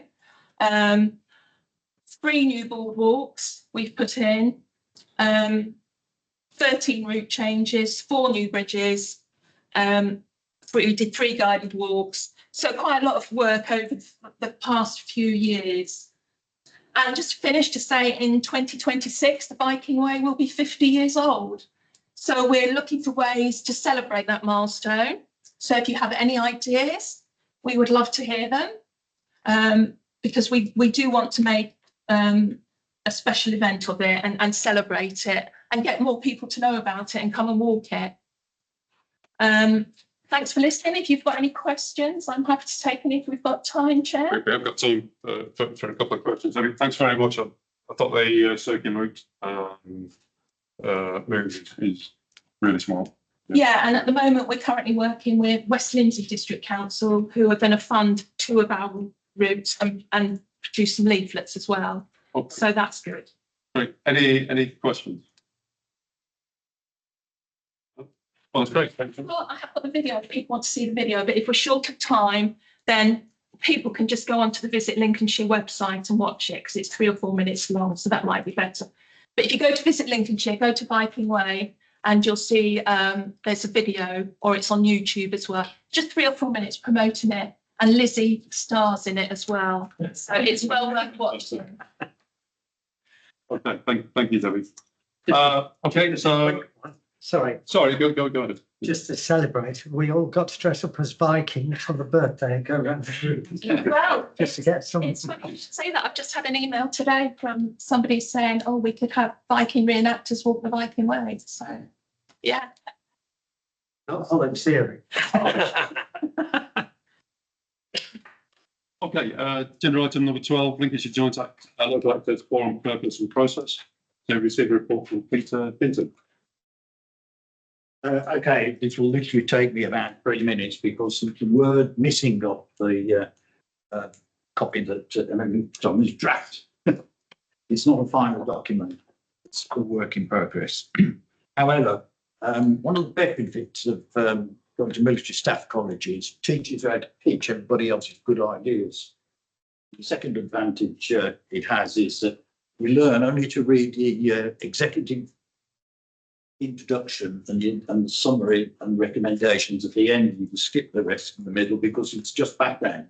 But the reason it is a very long document is I went out of my way to talk to lots of other LAFs, stakeholders across the country. Yeah, of conversation with Wendy, John Bevan, who's not here for the Ramblers and so on. And again, it was very much a case of how do they do business. And the upshot, the big impression I got at the end of the day was some LAFs are moribund. Some are meet twice a year. The most effective ones meet more frequently. They tend to have smaller working groups that deal with specific issues. They also act, and here I disagree partly with something Chris said earlier, is yes, by statute, we're obliged to be an advisory body, but the most powerful ones, the most effective ones are lobbyists. And you lobby up as well as down. It's a bit like loyalty, it goes that way and that. And some of the most dynamic ones, and this wasn't necessarily just LAS, it was bodies like national parks and so on, they tend to have a similar ethic, is that they press their point. And one of the reasons that I've written the document, I had to amend it a lot last week, was I had a long conversation with Andrew, and I wanted our background, why we make decisions, to marry with what he was going to put into the ROIC. We've exchanged notes and we will try and align it. But at the end of the day, your terms of reference are the Act. That's not going to change overnight. But your priorities and how you determine what it is you want to achieve is different. And that's where I think for some time we've been missing a bit of a trick. It's that middle sentence in the Act, encouraging rights of access, getting people into the countryside.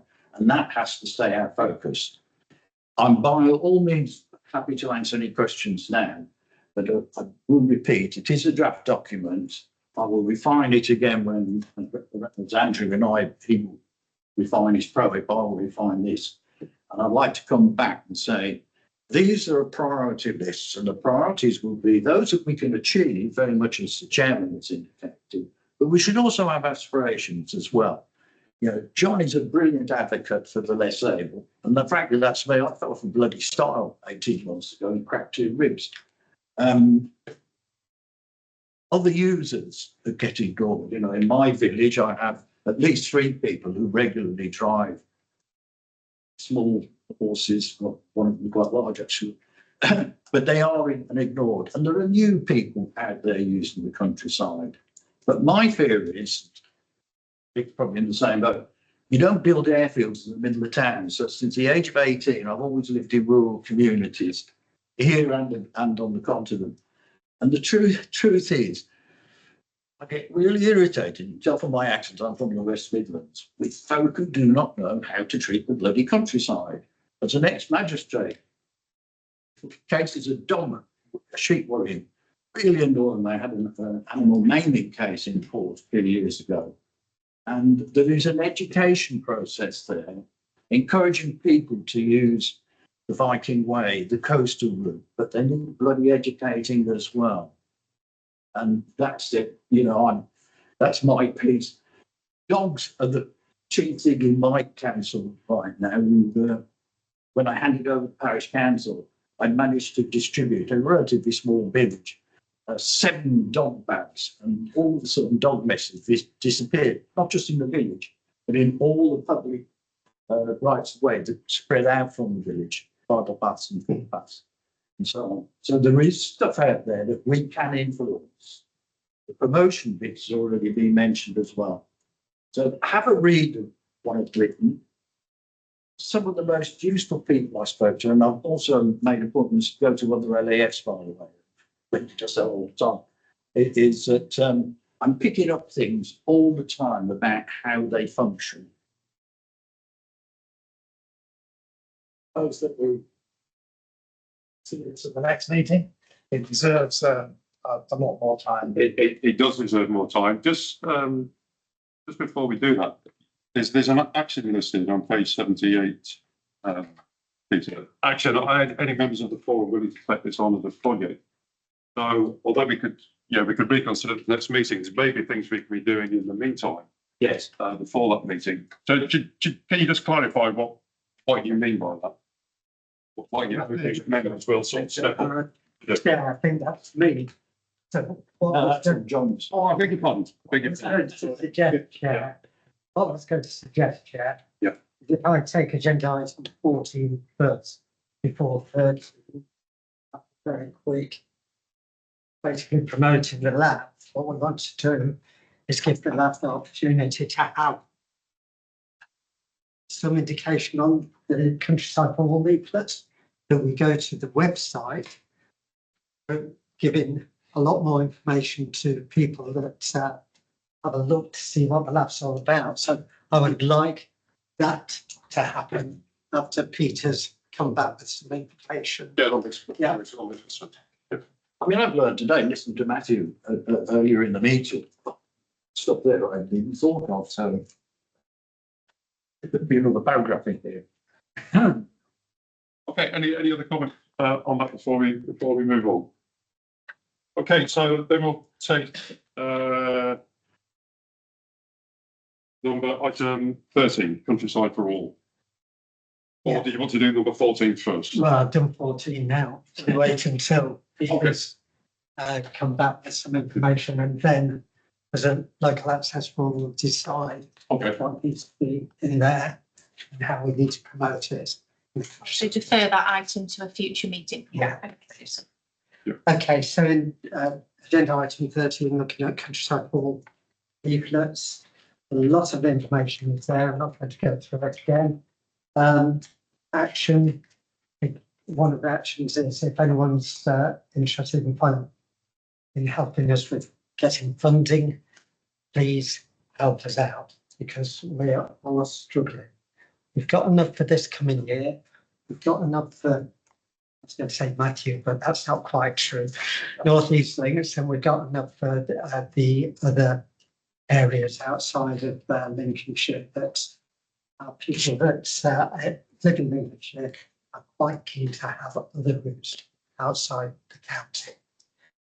So please, if you're interested in helping us, come along and let me know. We have 2 people here that work very hard for people that are disabled. We need more of you, please. Okay, in terms of the leaflets we've got rid of because they're not coming up to, or the owners are not coming up to the standard that we originally agreed on. There's the Grantham Canal and River Trust and Forestry England have let us down badly. There's 3 routes there, Bournemouth, Chambers Farm and Willingwood. That's very nice, but we won't be doing that. We won't be doing any of the Forestry England routes ever again unless they have a complete turnaround of the way they're going to manage their woodland with access for all in mind. It also raises great doubts, and I don't think it'll happen, with the wood that is partly in Rutland and partly in Lincolnshire. So all the work we did before, you can forget about it in terms of suitable standards for people with wheelchairs and mobility scooters. They fed me information in terms of what they would pay for in terms of access for all standards, and they wanted a higher population of visitors, and you can forget a lot of the woods that currently have accessible standards. So very disappointing that that's the case. Moving on to across the Lincolnshire borders, Cleethorpes Country Park. Thank you both for doing what you're doing in Cleethorpes, and thank you, Matthew. And we'll have a discussion later on regarding your photos and our photos and what we bring into the leaflet itself. We've also had problems with the amount of extra detail that we're having to put in the leaflet. So whereas before we had 2 photos on the back and that number of photos on the front, the photos on the back, are going to make room for the extra details that we need to have, unfortunately. But we can't afford bigger sheets. There we go. So also in terms of Nottinghamshire, we're looking at what routes we can do there for people of Lincolnshire and people of Nottinghamshire to visit accessible. We're currently looking at Sherwood Forest, so it's our SPB site. So any one of you know about our SPB site at Sherwood Forest, please let me know.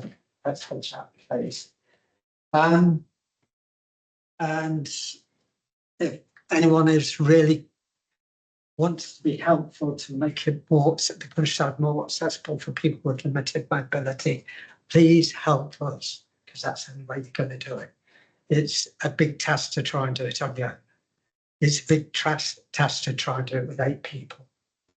We need more people. And this is just Lincolnshire, but Lincolnshire is a big place. Unfortunately, accessible routes, there aren't many of them.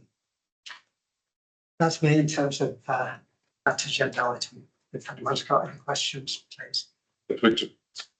John and I spoke before the last meeting, and I haven't got really any further, but one of the areas that the council and Mablethorpe and Sutton Parish Council own is the old railway line that goes from Sutton through as far as Huttoff. That some parts is accessible for all, but most of it is wet.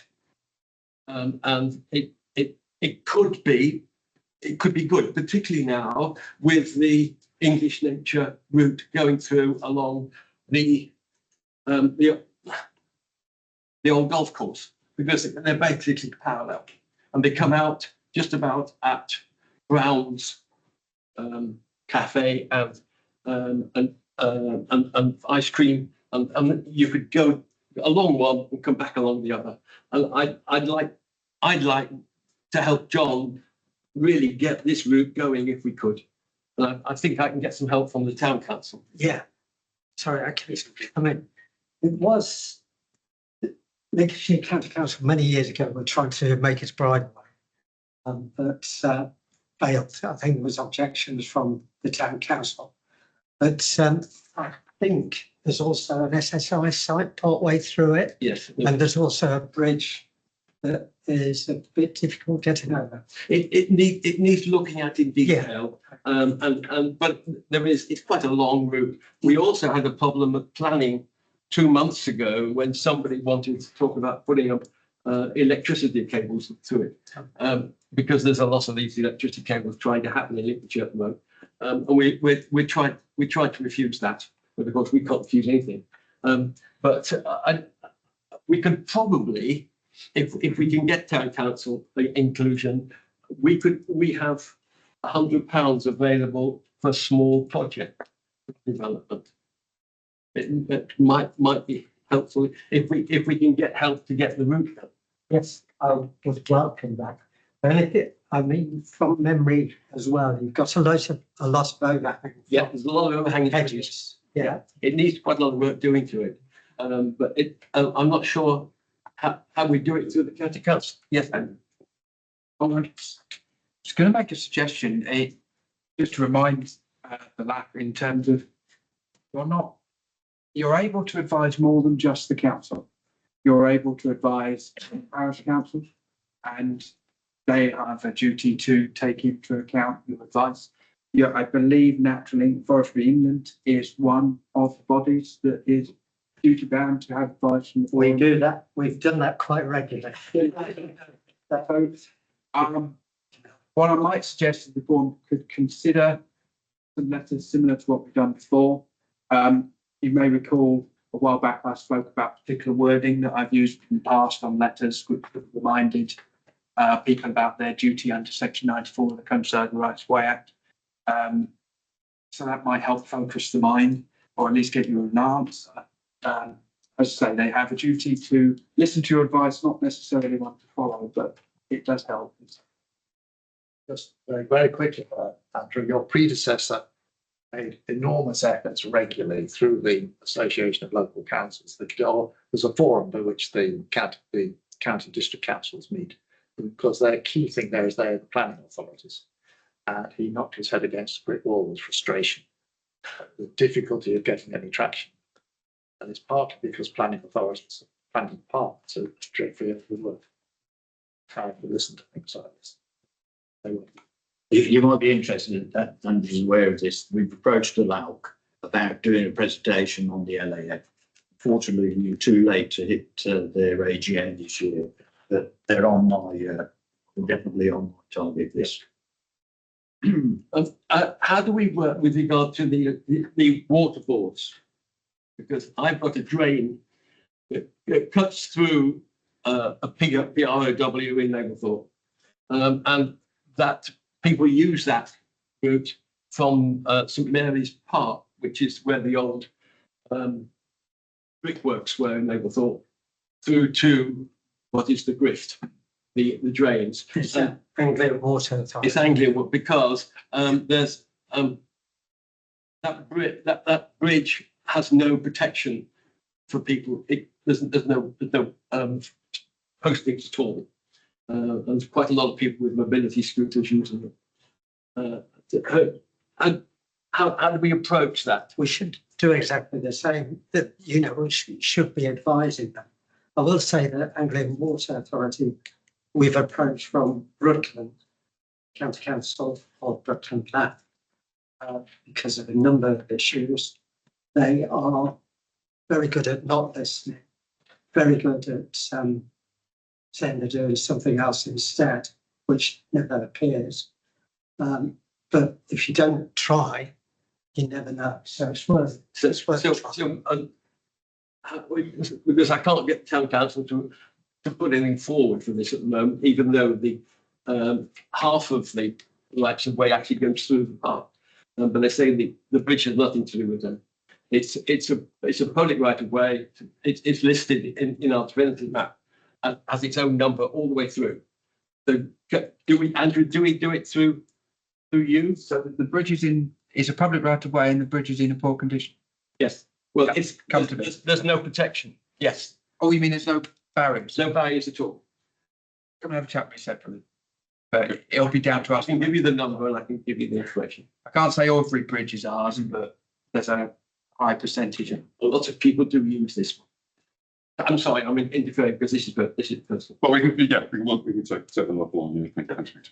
Okay, moving on to agenda item 15. So it's up again, John.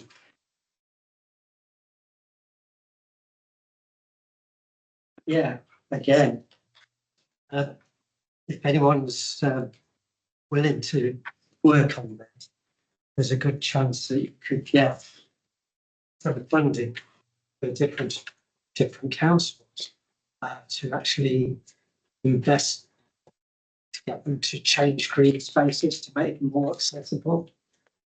I can work on it. I'm stretched at the minute, but it's such a big opportunity. I hope somebody can, but I appreciate when we had the meeting last April, we had significant more numbers of people around this table. And already it's dropped down to, is it 9? Not far up, is it? So, and I appreciate these are the busy people that are around this table at the moment. Probably you've not got time to do it, but it is such an opportunity. Maybe if you take it back to your local parish councils, maybe something worth looking at there. Waste if we don't tap into this sort of money. And as I've said, I think it's probably something that the government's decided to give, as they've taken so much away in terms of their so-called building plans in the countryside. Yeah, from some Barry, you have a question? When I read that through, I got the impression that the grants only apply to places of certain population. So that's right. Parish councils, like, and I was fairly big with only 3,000, but we're way below that. Yeah. So it's what I looked at. I think I've given the numbers sometime in terms of town councils, what the definitions are, etc. But if you've got villages that are close together and make up the numbers, I think it's worth trying to apply. Yeah, I have to think about it. It's a lot. 7,500 is a lot of people. Okay. If they're, let's not waste other people's money. Let's use it if we can, because we probably won't get this opportunity again. Okay, that's been finished. Okay, thanks, John. And it's still yourself, John, for agenda item 16. Well, I've got to apologise on this. Two apologies, really. 3. One, for coming in late. My apologies on that. Secondly, for sending out the information regarding what follows on from what's in here. Apologies for that. And thirdly, even though I printed off what I did, I haven't blooming brought it. So have you, Emily? Oh, thanks very much. Yeah, there's a couple. Because that is the crucial thing rather than what's going on. I take them.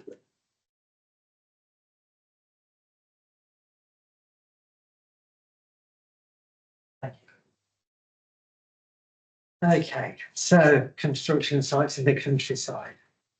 I've given us a couple of definitions here, because again, it's something that I feel that it can't be an sorry about it. You guys wait until you've all got a copy.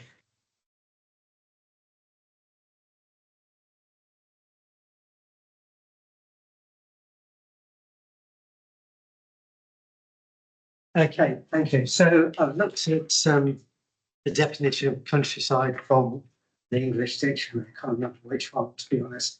And then thought, well, a bit more than that.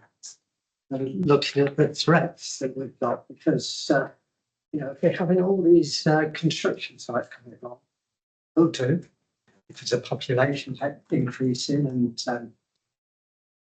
whatever government it is, isn't looking at other opportunities.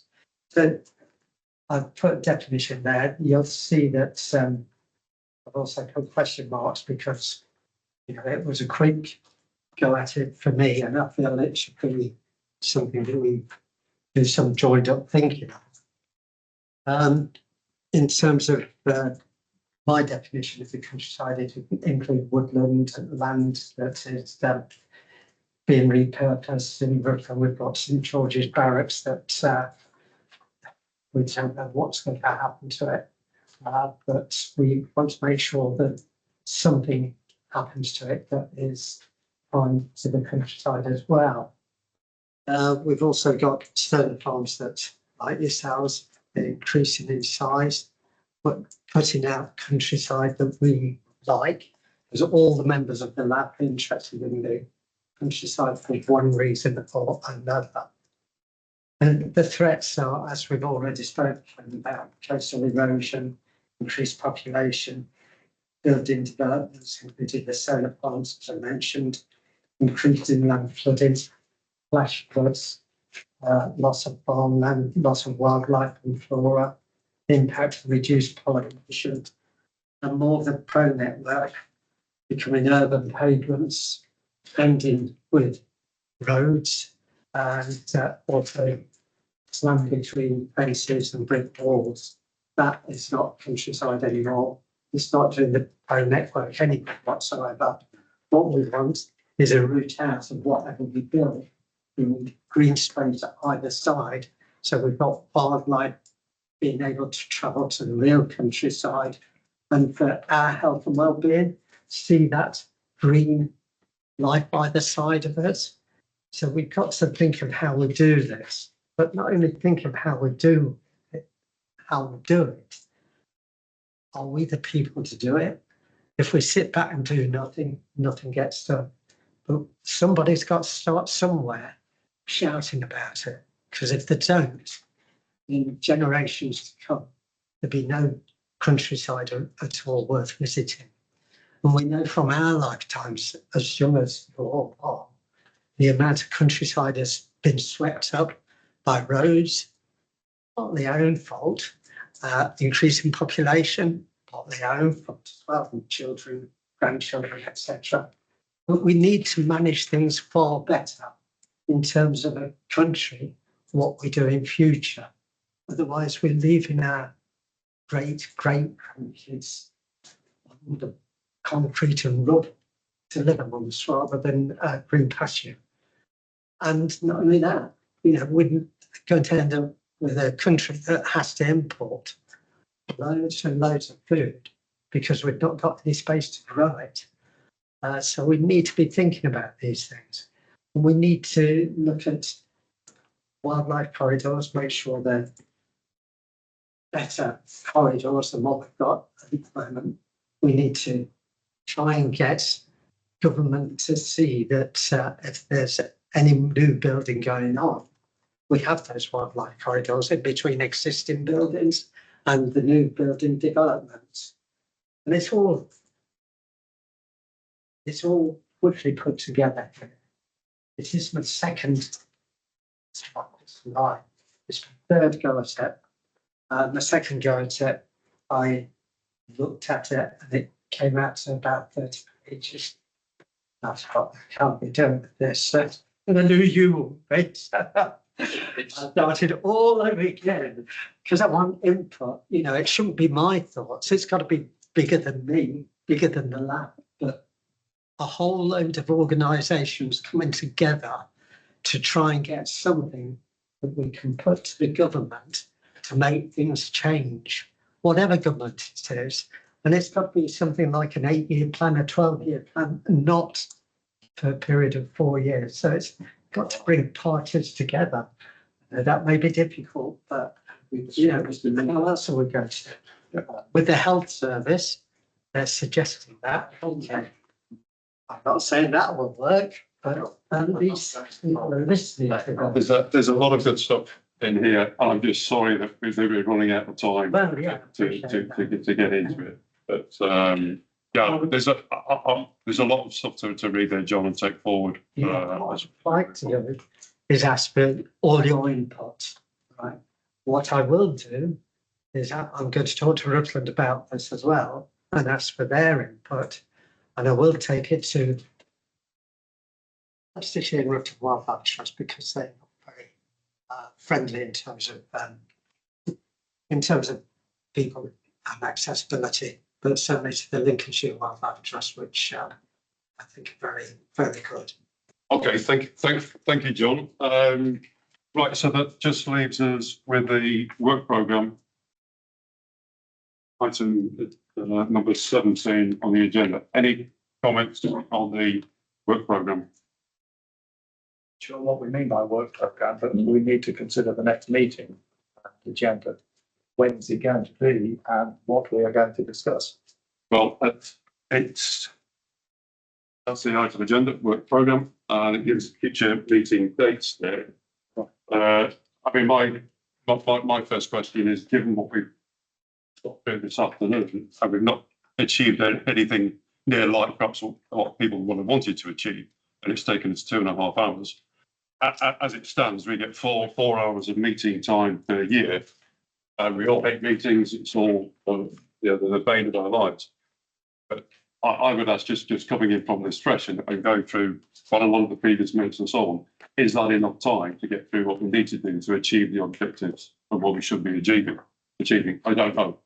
That's the question I'm asking. I think the most important timeline we've got right now is whatever Andrew has for the road. Because that will frame anything that can be done over the next few years. What's your deadline for completing it? I'm aiming to get a draft out for public consultation mid-December. So in terms of, there can be an extraordinary meeting, we can have subgroup meetings and then have an extraordinary meeting for the forum to actually be advertised and considered as a single item, which might be one way of solving that one.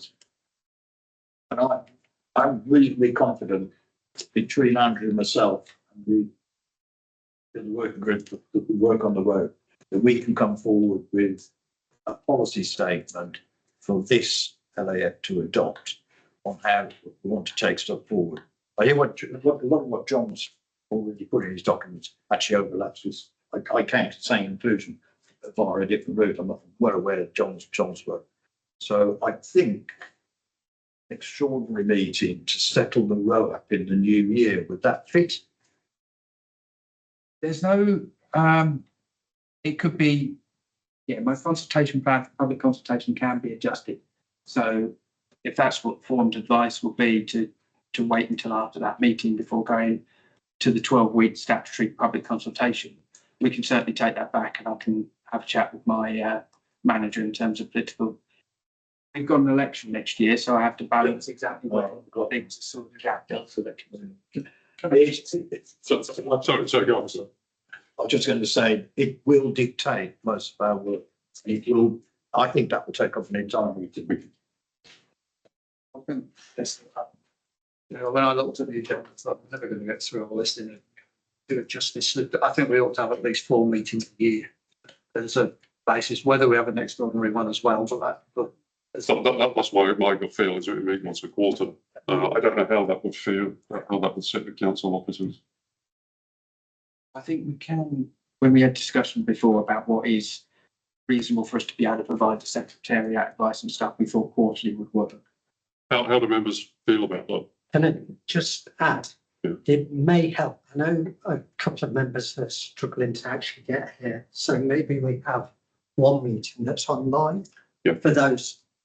Some come in, but also give the opportunity to go.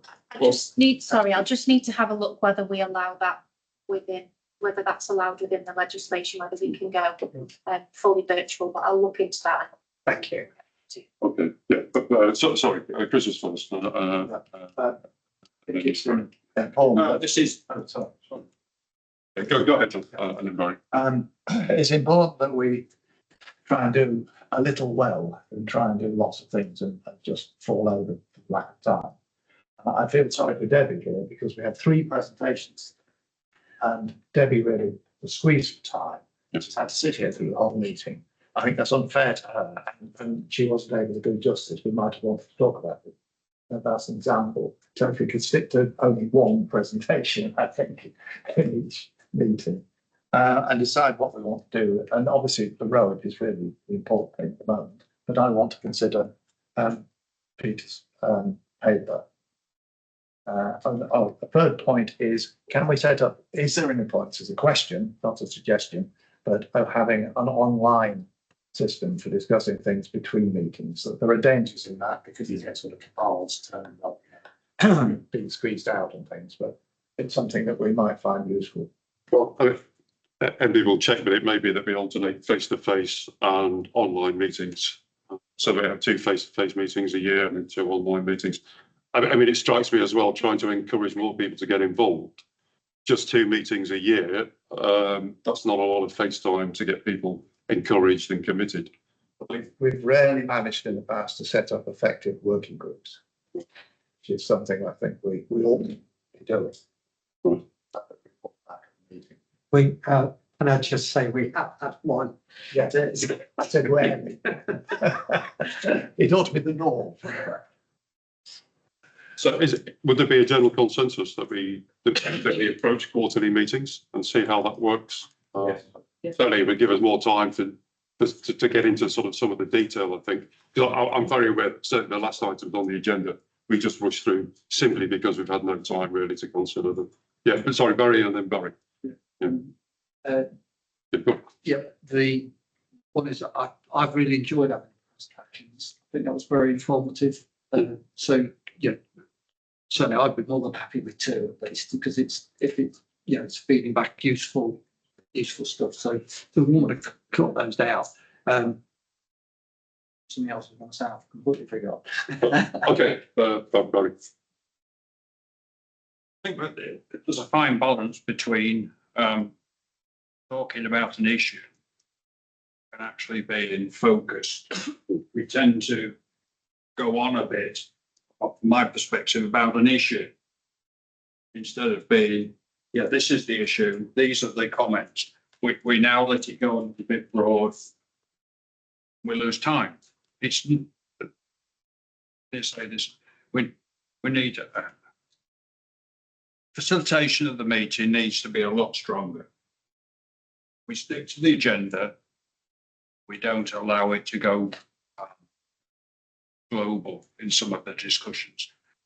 We tend to like to talk, and when if it's not relevant, then the facilitator should step in and say, no, let's move on. And yeah, it's always a fine line. It is, it's a balance. It is a fine balance, but I take your point. I think having a couple of additional meetings would allow that, perhaps, to get that balance a little bit better. Yeah, Wendy. Would it be useful then to have timings per item? So that there is specified time. No, absolutely, and a cut off. Okay. Yeah. I'm realising now it's now 20 to 5. Any other final comments before we wrap up? Yeah, Barry. So remember what I was going to say. I think it's much better to have face-to-face meetings if we can. It's a lot easier to discuss things when you're face-to-face. So whilst I can understand if people are travelling a long way, then it's a bit altogether. But if I'd much rather have face-to-face. Okay. Yeah, certainly some of the meetings need to be face-to-face. Okay, thanks very much, everybody. We'll call it a day there. Now I've got a lot to do. Yeah.